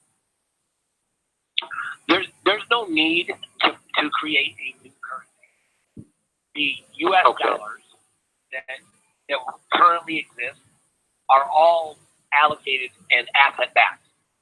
So there's no need to create a digital USN. The USN is just another cryptocurrency. The TRNs are just another cryptocurrency, which essentially gives our power and control over to the banks and allows them to be the regulatory authority on all matters pertaining to finances. So that would essentially, everything runs on money, so we're not going to do that. So the U.S. dollars that are out there, that's why Kim has been draining the system. so that you're draining out the counterfeit money. Now, so what did happen is that the order, they tried to launch the Hercules system back in September, and when they did, they convinced all of the banks to give them their remaining liquidity. So they took their remaining liquidity, they put it into the Hercules system, and when that happened, those allocation numbers are already in the system because so much of the money was counterfeit. So they have not been able to bring money back into the system. So that money has already been drained out. So when Kim introduces it, she'll do it in a way that people won't lose their savings and things of that nature. Okay. So that won't be and then my last question. Like I said, there are a lot of people on Social Security and disability. Those people are concerned, like, how will they function? Is that will just be continued to be paid out until they work all that stuff out later? Yes, everything that Kim has done has been designed to ensure kind of peaceful transition without disrupting or hurting people, right? Kim has to operate by natural laws of do no harm. So she actually abides by those things, and she's very, very diligent about that. Because on many occasions I made suggestions that were a little radical, and she's like, it would hurt too many people, right? So she won't compromise. I suggest they like shut the whole system down, until the court, All right, that answers the question. That answers the question. Those are the concerns that people think of right off the bat, that I just wanted to get you guys to answer directly so that either I could explain it to them or they could hear it from you. And I think that sufficiently answers it for anybody who has those questions. Awesome. Okay. Thank you so much. I'll let you guys welcome. get back to your conversation. Great show. Thank you. Thanks a lot. Namaste. So, Tank, your line is really, really bad. So I don't know what you can do to fix that. You go ahead. Go ahead. Wait one. Tank, your line is really, really bad. Now, someone is online. Is Robert? Robert, you're still online? Yeah, you have to mute him.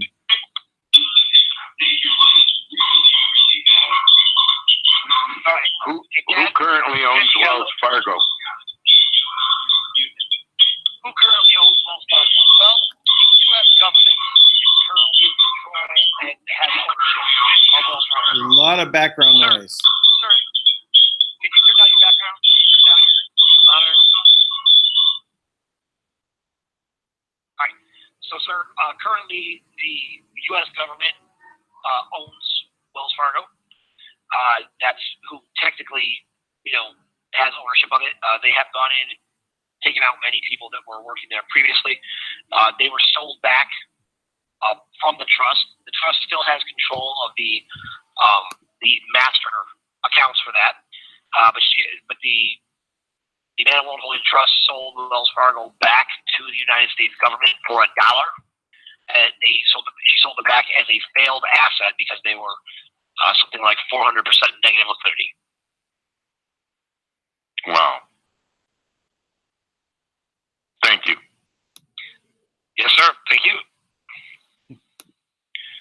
All right. Next caller is 30. Yes, 308. Go ahead. Hello, this is Janet Ruby. Oh, hey, Janet. Did you have a question right now? Or are other people waiting? I'm going to chime in, okay? New Norse favorite. Norse first ever meet. Okay. With all of this that's going on, do we have to wait to get our trust set up and everything until Kim can actually get the funds through? I mean, I know people that have their trust set up. Then why ask that question? Obviously, if you know people that we've already set up their trust, why would you? Obviously, we were already making the trust and giving them out. Why would you ask if we have to wait? Is there something thought I'm maybe missing? the second batch of us would have to wait or something. I'm asking. No. I mean, I'm just telling. Yeah, I'll tell you. I mean, we're already on to the third and fourth batches. The trusts are getting done. Yokoyama Legal has been working very hard with our guys, Jason and Anitra, have been doing wonderful work for virtually nothing, and I can't say enough how much I appreciate that and that they keep this whole thing going. No, Right. yeah, you don't have to wait. When they're done, the only thing you have to wait for is that we can't give you a $5,000 trust for $100 and have everything be done, lickety split. It just takes longer. That's all. Okay. Okay. All right. Sounds good. But the trust, when you get it, we're going to make sure it's excellent. And the goal would be able to set up everyone's trust underneath the umbrella of the Guardian of Camelot. So everyone would be under an unincorporated tax-exempt association would be the goal. And then all of those accounts would be held in the same bank, ideally. And then when we disperse funds to those accounts, we are the governing body, so they can't stop you from receiving because we are the grantor is the goal, right? So that way there's no more blockages because everything is an internal transfer. So we automatically have clearance. They can't say, well, Janet's never had this much money, which is what they do, by the way, because maybe you've never had more than $10,000 in your bank account. We go to put $1 million there, and they hold it indefinitely, right? And they justify it based on some bank secrecy act or something like that. So we want to avoid that. So we set it up so that everybody that receives money from us, ideally, when we bring it in under the same account, the same bank, that we're the grantor. One of our lawyers will be one of your trustees so that they can set up the account for you. And then, that'll be handed over, based on the structure that you desire. But the whole goal is not for us to control anyone's money, because once we give you the grant money, we can't say what you do with it. But the goal is to make sure that you get it, to make sure that you can use the money, right? Because it doesn't really good to have, a lot of people with SKRs at Wells Fargo, right? They had SKRs, they could see there was money, but they could never move it, right? Because it was just a mirror. So we want to avoid that, okay? Right. I am so glad you explained that. I was really curious about that. So thank you very much. Thank you, dear. Talk to you soon. Let's see here. Yep, bye. All right. 517. You are live. Hi. Hank and Dan. My name is Josh. I'm a tech director for a human rights organization. And right now, I was pointed towards your direction because I was told that you guys have people in the intelligence community that might be able to help out with my situation. Oh, yeah, we were talking on Telegram, right? Yes, we were. Okay. Yes. Glad you made it on. Yeah. So basically what we're doing is we're helping out target individuals, people who are being attacked by government mind control. And I have a team of about 20 people right now who are like ex-NSA, ex-CIA, we have an ex-CIA scientist named Robert Duncan, and Derek Robertson, who's ex-NSA, Karen Stewart, who's ex-NSA. And right now, we are trying to basically stop these frequencies that are harming and maiming and killing people. And we have like a land project that we have going on right now. We're getting land in Arizona for all the homeless people that are being tortured and doxxed every day. And it seemed like you knew a little bit about the technology being used. Do you have anyone in the community that would be able to assist with this matter? Yes. I have lots of people in the community and in that world that can assist with what you're doing. I think this is a much larger issue than you might realize. So I'm not, but I could be wrong. So excuse me. I don't mean to demean what you're saying anyway. So can I ask you some questions? Is that okay? You're not like under any confidentiality agreements or anything? You can ask me questions. Sure. Sure. Okay. So Josh, you're talking about frequencies that are being broadcast out, and that various individuals who have served in some capacity, whether intelligence agencies or military, or were just brought up in the system this way, that are causing a reaction in reference to kind of MK Ultra or mind control, various experiments, Alice in Wonderland programs that existed in these various intelligence agencies. Is that right?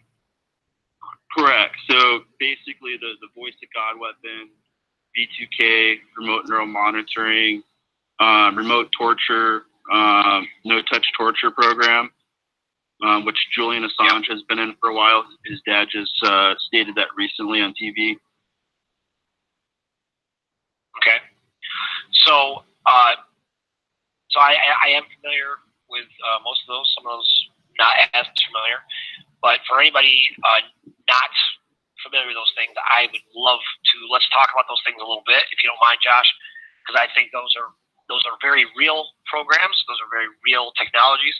You know, the Voice of God satellite, for anybody who's not familiar with that, you know, this is literally when people believe that they've spoken to God. Oftentimes, it is literally a satellite that broadcasts in a very specific frequency and sends out messages and targets people that are tuned into that frequency. Some by design, just some naturally. And I've watched people completely melt down who are communicating that way. But Josh, can you expound on some of those things? You know, because I'm certain you have a greater knowledge about these things than I do. And this is your focus. You can check out a lot of my research. I haven't posted anything in about 3 months, but on harassmenttaskforce.com. And the problem that I've been encountering with my research is there's a lot of misinformation out there. And I have a certain budget to buy spectrum analysis equipment to locate these frequencies, but there's thousands of frequencies out there on the spectrum. So in order to like classify them and locate them, and to get in certain ranges, some of the equipment goes up to $100,000. You know, so to give an example, if you go to like YouTube and you type V2K Tom Lee, he was a communications engineer and a satellite engineer, electronics engineer for about 40 years, and he's been targeted for 30 of those years.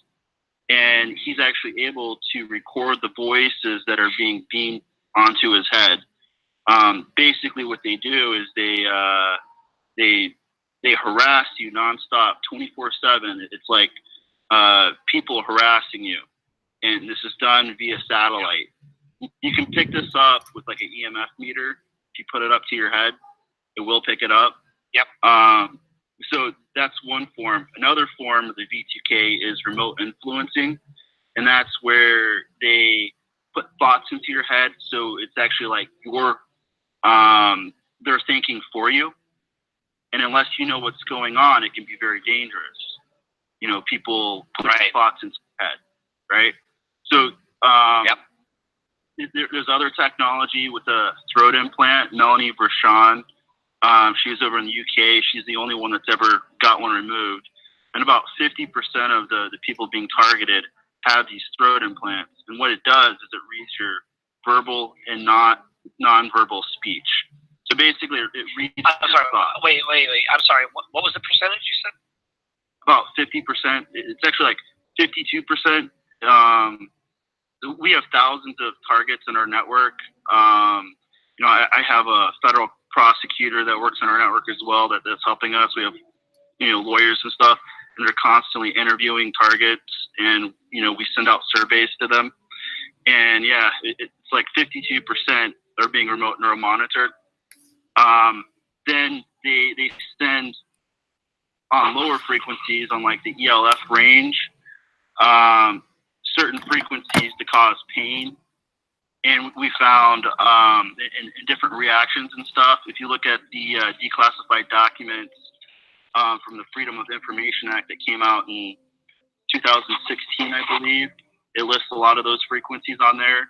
And that chart will list them too, that comes in there.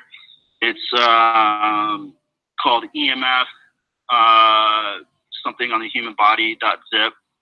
I believe, not the NSA, but one of those facilities that monitor people, Fusion Center, that's what it was. Accidentally sent that on a Freedom of Information request.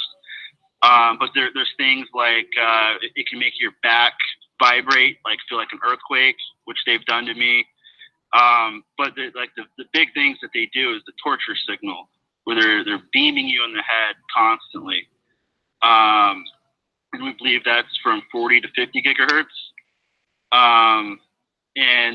We believe that V2K is, in Tom Lee's video where he states, he lists all the satellites, that's from 50 hertz to 5 kilohertz.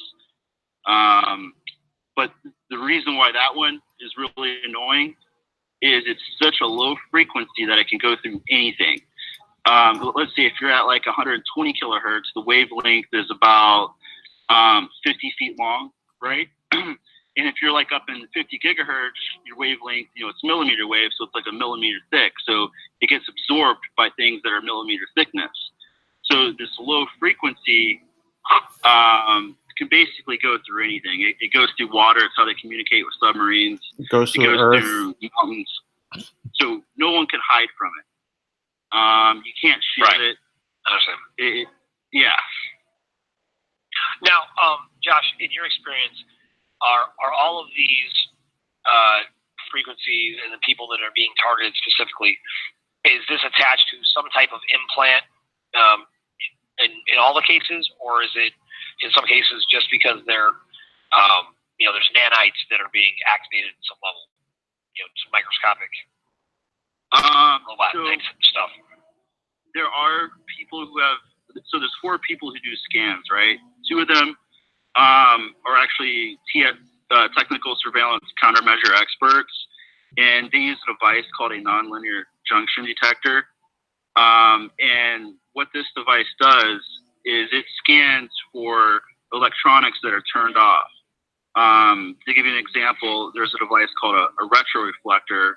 The first one ever found was the Great Seal bug, where the Russians gave the U.S. embassy this U.S. seal that they put in there, and it's basically illuminated remotely through wireless energy, and it's like a microphone, and it's pretty much just a wire.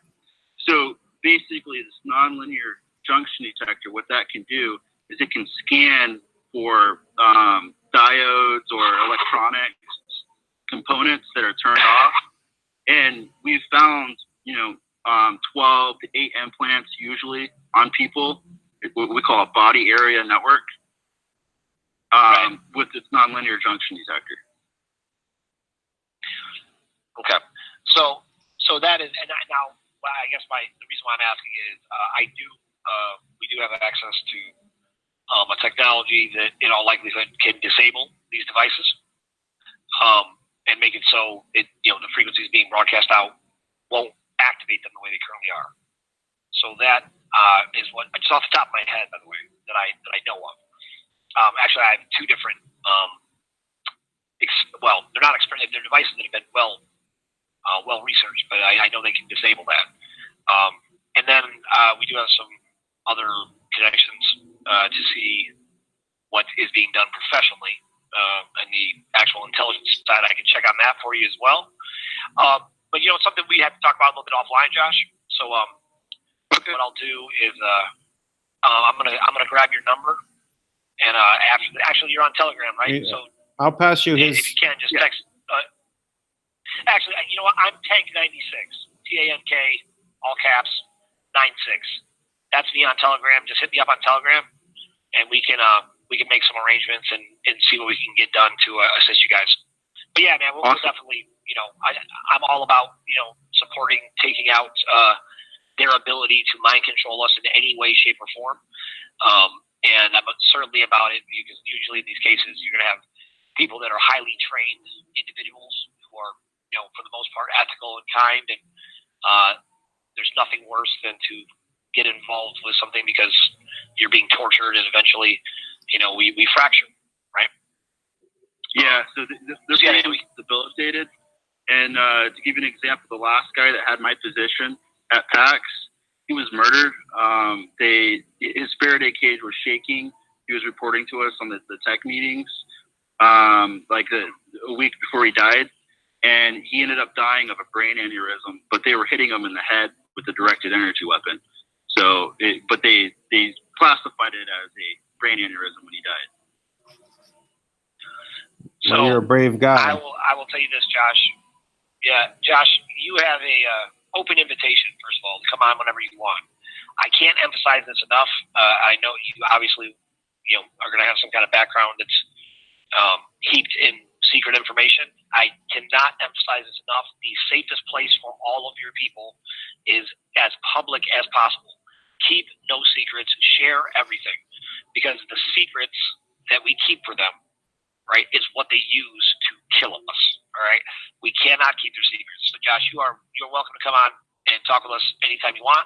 I would like to do a full show just emphasizing on whoever you want to speak from your organization. And as we put this information out, they try to suppress our numbers, but they really can't. The message is just too strong. And so we'll gladly, in any way I can, I promise you have my full support to help those guys. And I do have some pretty good connections that I'm sure I can assist you in a lot of ways. But I just have to learn more about it. So hit me up on Telegram, man, when we get off the phone. All right. Nice talking to you, Josh. Yep. Take care. All right. Bye, Josh. Yeah, I was going through the website. Stuff, right? I was going through the website yesterday and watching one of the videos. Actually, I had to switch. Go directly to YouTube because it wouldn't let me play the audio portion. I mean, the video would play, but I couldn't hear the audio on my system. So it was just kind of interesting. I said, it was kind of had this white box covering the audio. So I don't know what that was all about. But anyway, yeah, that was Tom Lee. He was talking about. I was watching his video. I didn't finish watching it, but I told him that he should come on because it's very important to get this kind of information out there. And I'm glad. I'm glad you made it on because this is the same. This kind of highlights, what's been done to us. That there's this. People taking action. Like you said, he's got a team of 20 people that are working towards bringing these technologies out for protection. Right? Yep. Yeah, it's amazing. Well, and I'll tell you, these things are pretty amazing. I had an experience a couple of years ago. There was a character. He had some name. He was one who believes, then he became one who knows, right, in the Dinar guru world. And he started going after and attacking Fisher and started attacking Dr. WC. And eventually, and he and I had spoken, he was harmless enough, but he started saying some really insane, outlandish things, right? And he started talking about he was channeling, the Chinese elder, the grandfather, right? And so he started sharing all of these things, and he started saying how he was directed, and this was the most important thing he ever said. And he came out and he called a bunch of people cabal and said that it was now shoot on sight and they were going to be killed. And he named my name in that. Oh my goodness! I was furious because I was furious, right? So every day I would come out to Chronicles, and now the Chronicles, Intel Dinar Chronicles is a website, and it's back channeled at the Pentagon, right? So that's Pentagon-controlled information for anybody who doesn't know this, and not the good side of the Pentagon, right? And so what happened was I would come out to Patrick, who runs that website, every day, and I would just say, I would just give my status. I'd say, tank, still alive, just to let him know, like, if I'm cabal, why aren't they here shooting me on sight? Is what he was saying. But he really went off the deep end, and he definitely shouldn't have gone after Fisher. And Fisher did tell me that he was being controlled by the Voice of God satellite, right? And then suddenly that guy just disappeared, right? No idea where he is now. And he might be alive somewhere, but that's not the impression I got. That what he just tuned into that frequency, whatever it was, right? And that's why even in your, meditations and things of that nature, it's important to remember to always anchor everything you're doing here. Bring it back home to this body, so to speak, right? And also to, be careful in who you listen to, because there's spirits in bodies and out of bodies, right? And sometimes somebody's talking to a metaphysical being of some sort, and they just assume because it's not in the body that it's benevolent, but it's not always. There's a lot of fourth dimensional, beings that are just tricksters, and just causing problems, telling us lies. Yeah, well, this could also I mean, he could have been channeling through the voice of God's satellite, right? Someone could have been pumping that into his head. Well, yeah, I mean, Fisher told me that outright. I mean, Fisher was, I mean, for anyone who doesn't know, Fisher was, he passed back in July. But Fisher was very, very, he was former CIA, former MI6.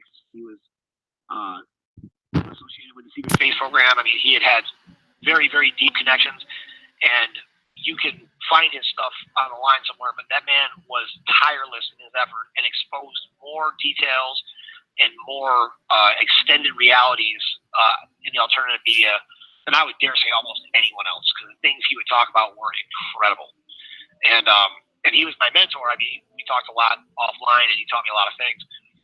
And but he was also still on the wrong side of the RV. He thought the RV was good, but he's also the one that told me that the Chinese had been paying the salaries for the United States military, and he gave me all types of other information as well. Can you talk? Can you talk a little bit more about that one thing? It's always been interesting when I've heard you say it, but I don't know when. Like, can you give a little more detail on what did it mean that the Chinese were paying the salaries or paying for the U.S. military? Well, so basically, what happened? Not the Chinese government, the Chinese elders. What they were doing is they signed a contract, right, in the industrial militarized, methodology that they use, right, to produce the military equipment for the United States military. This is why you had a little while ago when the microchips were found, right, that were being monitored by the Chinese in the U.S.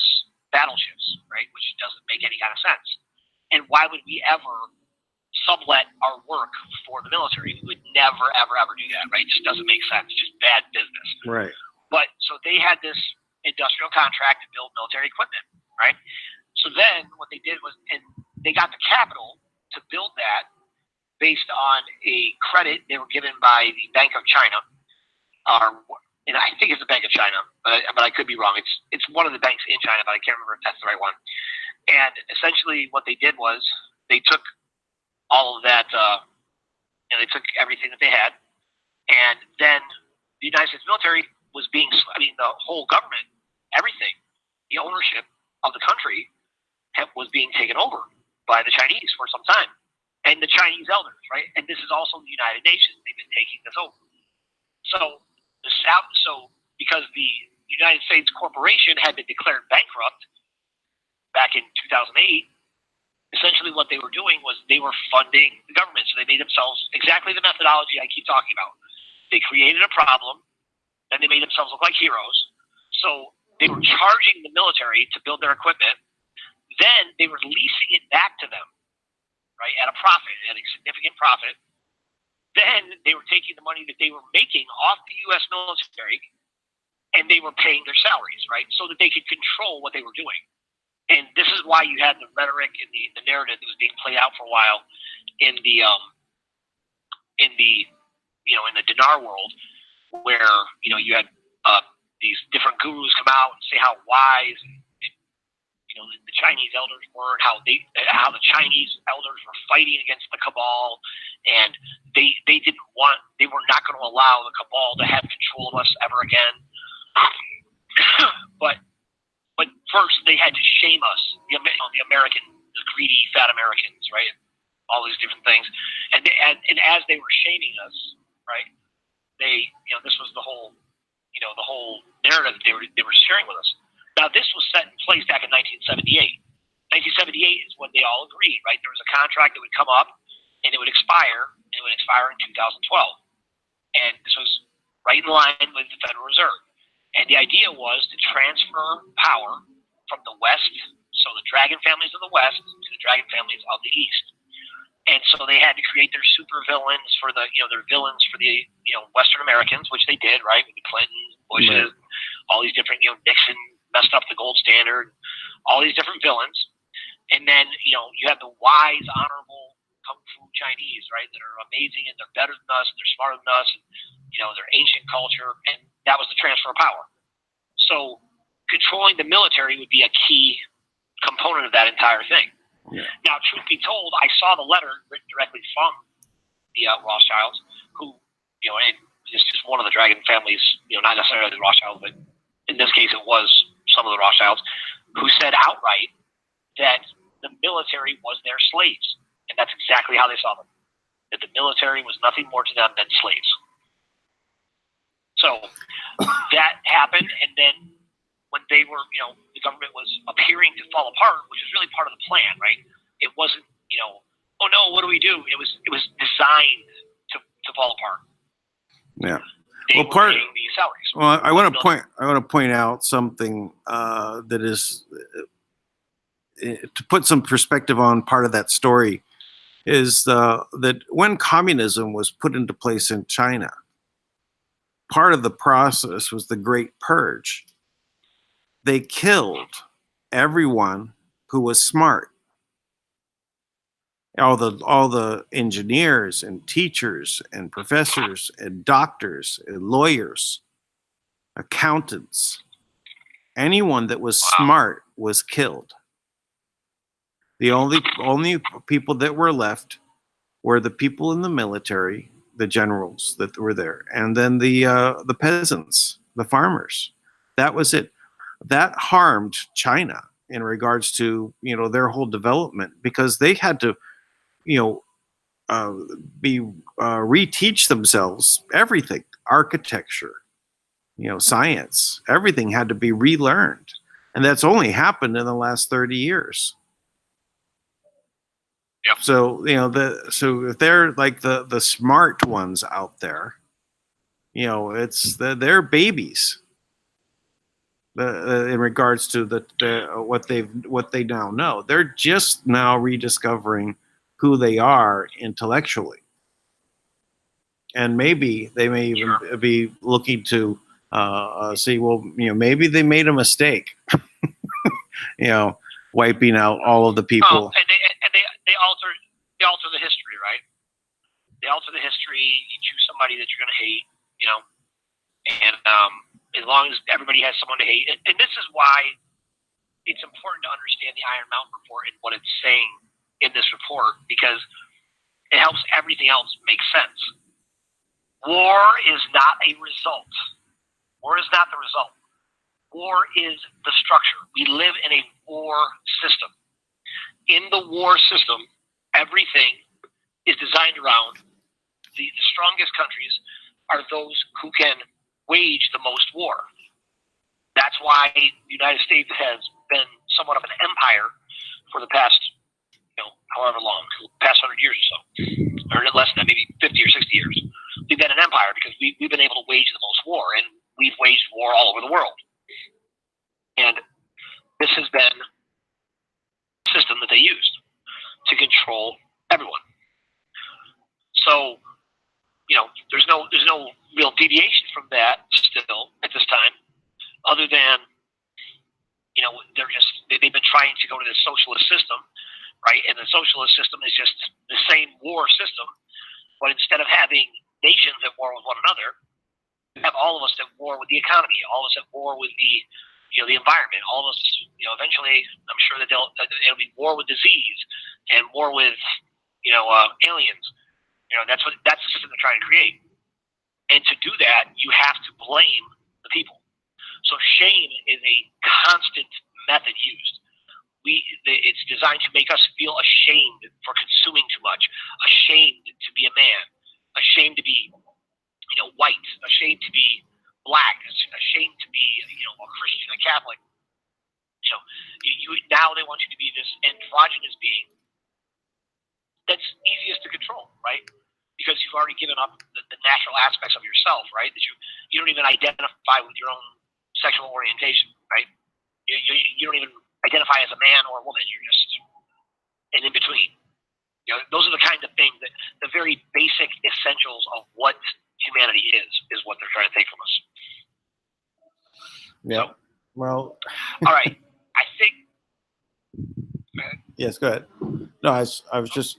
I'm just kind of looking. I'm going to projectspeak.net and looking up the Iron Mountain report.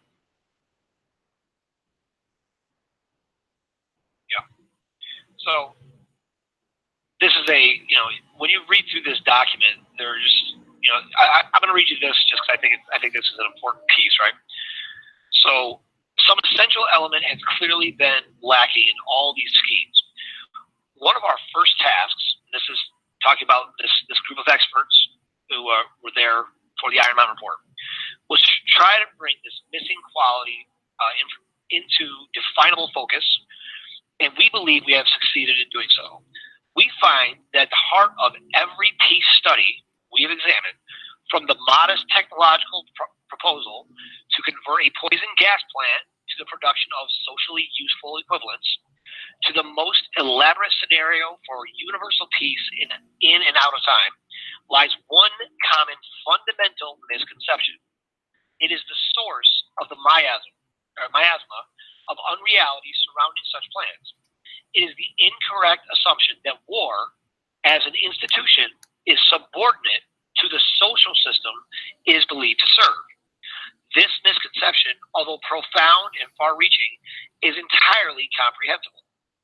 Few social cliches are so unquestionably accepted as the notion that war is an extension of diplomacy or of politics or the pursuit of economic objectives.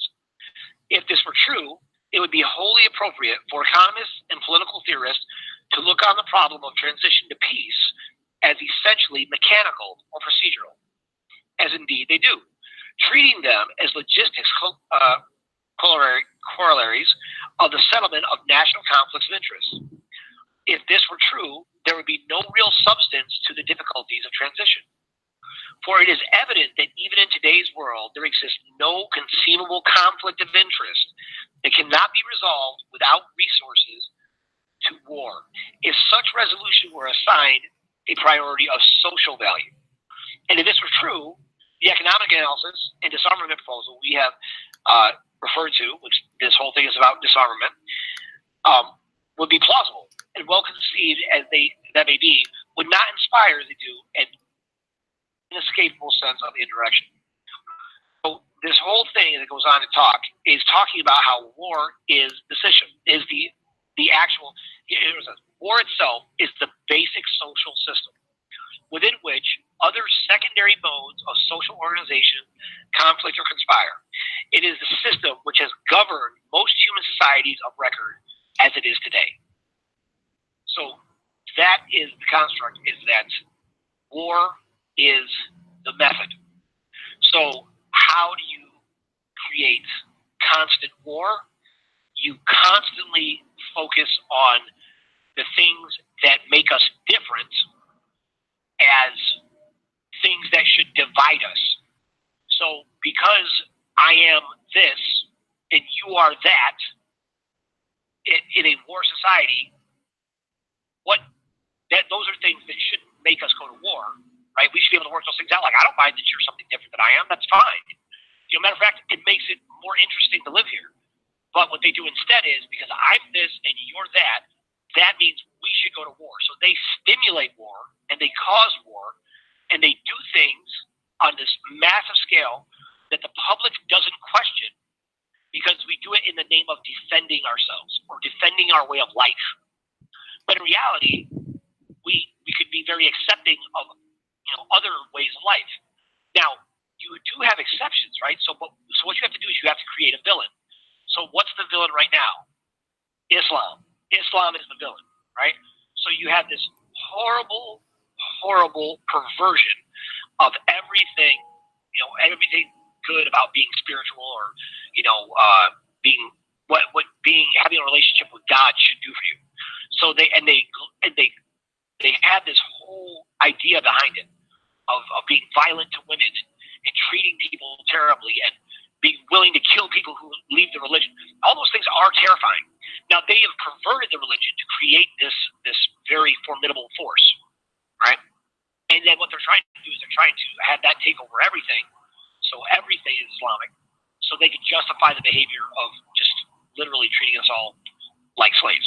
And that would take us to a peace-driven society. So a traditional slave system, you divide everyone, and we enslave ourselves. But by doing it this way, you force everyone to become part of the same group, the same religion. Then you can violently handle everything, and you could have what they would call peace, but really it would just be subjugation. Yeah. So Well, if you end up reading from, I have it up on screen right now, but if you read from a page, just tell me what page number, and then I can actually scroll to it. Well, that was page 28. That's where I started reading there. I think it starts at the bottom. I got it. Section 3. Disharmony scenarios. Now, it's a very wordy report because their language is very high level. So in a more efficient military style report, a lot of that would be cut out. So it's not done in like a sit rep fashion. So, I could probably break that up so it's a little more clear to people. But maybe I will do that actually. Just gotta break it up. Yeah. But yep. So that's where we're at. And you know what? I think we've got. Let's see, there's a countdown, right? So we've got just about 9 minutes left. Dan. Yes. What do you think? What else is on your mind before we go? Just kind of final notes to close this down. All right. Well, it's amazing that we're in this place where we're already see that there's a big things happening in the world with Trump, to literally take back sovereignty. It's his own words. He's taking back the signature that Obama gave to turn over the sovereignty. Now, this was about arms, but that's the way we protect ourselves. And their plan was to basically have, the problem that occurred, the event that caused the calamity, of the crash of the world was the GCR. And then when we were all, dealing with the super inflation and we need $1 trillion to buy a loaf of bread, and the economy collapses, they want to come in and blame us and all of the problems. They're going to come in with the UN. And the first step would be take away the guns. And this gave the UN the ability to grab our guns in this state of emergency. And then after the guns are gone, then they get rid of the Constitution, get rid of the country, break up the United States into five regions. And everyone already had their region staked out on who was going to be the emperor of that little area. So, very true. So this is now over. They're not going to be able to do it. But as they don't have any real direction anymore, they're continuing Marduk's plan, right? The great dictator. They're going to continue the plan because they don't know what else to do. One point about anytime when you look at big government, my old harping points was about things in the government is that the government creates nothing. All they do is when the industry is out there creating new industries and creating wealth, the government comes in and claims that they're now going to regulate, and then that they now then own that industry, and then they will sit back and feed off of what was created by others. It's just a parasite. And this is our turn right now to redefine how the whole world is governed. But it doesn't mean to have one world government. But it does mean that we can treat ourselves differently and act out of sovereignty and not out of slavery. We must change our mindset. We must make an effort to think different. Thank you, Thomas. And be sure to pass this information on and get people to watch this broadcast. And even though it's long, you can even break down little segments like we did with the Trump speech. That's an hour speech. We took 5 minutes out of it, right? And that's and you can do that with what we're talking about. Find something that is of interest to other people that you can take and say, hey, listen to this 5 minutes of this show. This broadcast will help you get the information out there. Okay. Absolutely. All right. Dan Lutz. Muted. Excellent. Thank you so much. So, everybody, just to reiterate the things that my co-host here has just said. I thought it was very well said. Is we are in a time to write a new history of the future. We get to define what the world will become. All of that starts with us realizing and uniting around the very things they're using to divide us with. So the very aspects that make us so diverse, that make us so creatively different and loving and kind and beautiful and amazing in all these different unique ways, all of this diversity are qualities that we should stand up and be willing to take a stand for each other, so that you have the right to be you and I have the right to be me. And with that in mind, we can go out and change the world, and all the things they're trying to use against us become powerless, because they cannot suppress us. They cannot suppress the message. They cannot suppress that kind of energy when everything they throw at us becomes useless. We can tune into a higher frequency, unite around common goals. And I always think it's important to go to gocamelot.com, get involved, join up, become a member, because we want to create an organized effort of the people where we stand together and we all agree. We all want clean air. We all want, healthy food. We all want water without poison in it. And the one thing we all need is each other. So food, water, air, and each other. These are elements, regardless of your race, creed, sex, nationality, or color, that we can all agree on. So please come together, share the message, and everybody keep in mind that what is happening in this moment in history is profound. Don't take it lightly. This is our chance, and we cannot back down. Anyone. No retreat, no surrender.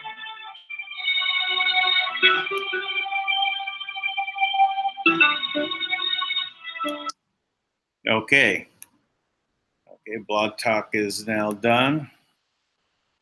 So I'm going to go over a few more things here, since we're still here on the YouTube broadcast.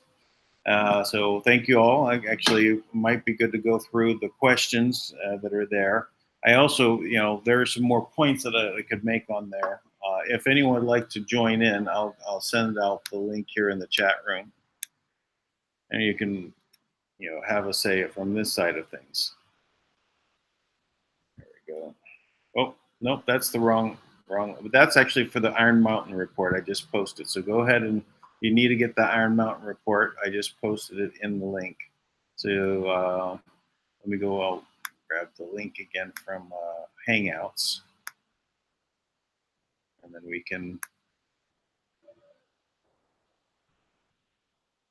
It's like my system has now ground to a halt, as sometimes happens. Get too many things going, and the system wants to act really slow. Yeah, I got it.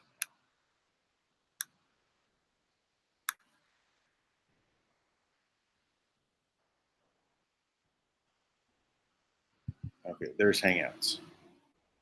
So please, please jump on. Now, one of the other things that I wanted to cover, I kind of got a little off track when I first brought this up in the beginning of the broadcast, Trump's speech. He brought on several individuals, and what happened to them in a real life situation where they had to go get their gun. And because they had their gun, they saved lives. One of the guys had said that he was at work, and there was someone with a knife that was literally killing people and going around, and it caused a lot of commotion. He ran 100 yards out the building to his car, got his gun, came back in, and then when he got into where the person was, they were literally stabbing someone, stabbing a woman. He called out at that person that had the gun. I mean, had the knife, and he told him, and warned him, and told him to stop. And he fired 3 shots and put him down. Stopped it right then and there. Interesting that what would have happened if he had his gun on him. One of the things is when you have a gun and everybody is armed, very unlikely that anyone's going to come at you, right? Someone picks up a knife. What are you going to do? Get a knife? Okay. But you have a gun that's going to stop anyone at that point from actually taking any of these crazy actions that are happening. So there was also a woman on that he also brought up that was going to be raped. She was accosted. She pulled out the gun and shot him. It's for our own personal protection. It helps women who don't have the strength of a man defeat a man. Puts it on equal basis at that point. No matter how well you're trained as in martial arts or anything, or any other kind of weaponry. I always go flashback to Indiana Jones, right? Remember the guy with the sword, and he was going, and Indiana Jones was using his whip. He just took out his gun and shot him. It's a great equalizer. They use all sorts of psyops to project out at us that guns are bad, so that we willingly give them up. This is something that everyone should realize, that this is our right to defend ourselves. The original part of this in the Constitution is the right to bear arms. Has nothing to do with hunting, and it has to do with protection, but specifically against the government. The Second Amendment is to protect the citizens from the government. That's the purpose of it. Because the government can decide that they're going to wield power over the people and make them into debt slaves. And then after that, force them into removing their gender, and then going against their religion, and force them to do everything, to the point that they're coming in at you with guns because you are a raw foodie and you only want raw food. And they're going to bust in with a SWAT team. This has happened. My former assistant was a raw foodie, or is a raw foodie, sorry. And the place where she would go and everyone else would gather to buy their goods in exchange, right, for the things that they wanted with their free will. A SWAT team came in. What is even the reason they need guns? They're coming in with such heavy hands. They'll say, well, the people might be armed. And the reason, if you get rid of your arms, we don't have to come in with a heavy boot and put it on your throat. Sorry, no. That is not a good argument. You're acting improperly from the first point. You shouldn't be trying to take over our free will. So, anyway, we've been covering quite a lot. I guess Tui might be a little occupied today. It is a weekend, so maybe he's not able to join in with us. I did put out the link to him, we've already been on for 2.5 hours. I put out the link, so if anyone wanted to jump on Hangouts, but no one has jumped on. So I think we're safe to go ahead and end the broadcast for today. And I appreciate everyone for your support and joining. I have been also adding. I added a new video on the Kringle Society, and I've had one person decide to join and joined yesterday. So thank you for joining.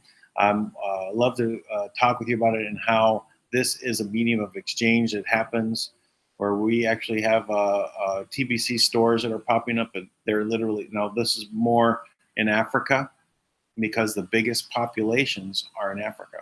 Nigeria has 1.5 million members of Kringle Coin, and that is amazing.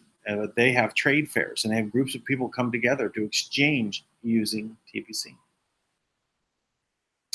So the bigger the population in any area means you have a medium of exchange, which is basically has a set price based on the number of members and the gold.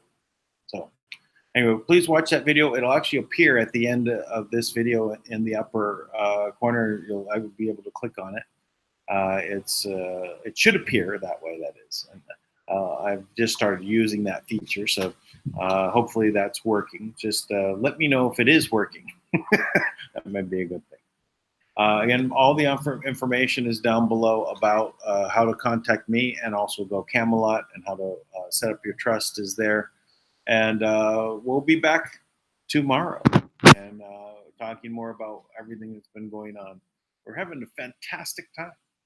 A great time to see what's been going on. Get involved, participate. And someone is coming on. See, it always happens. Hello, Susan. Oh, and she's gone. Well, she got shy in the last minutes, or the link is bad. We'll wait a few minutes in case she's going to pop back on. If you have a question, you're welcome to come on. But you know, I want to keep it open for people to you have any questions, so that people can at least engage. Your question you may think is not important. It is, because there's other people out there that have the same question as you. And there's no such thing as a dumb question. All you can do is it's only dumb not to ask. So all you can do is ask the question, and then let's see if we can get an answer. And if we're not, we'll try and figure it out as we go. So I guess Susan has gone. All right. It might have been a mistake. She might have clicked on it by mistake. All right, then. So until tomorrow, thank you for joining, and we'll be back, and indeed, we will make a better world.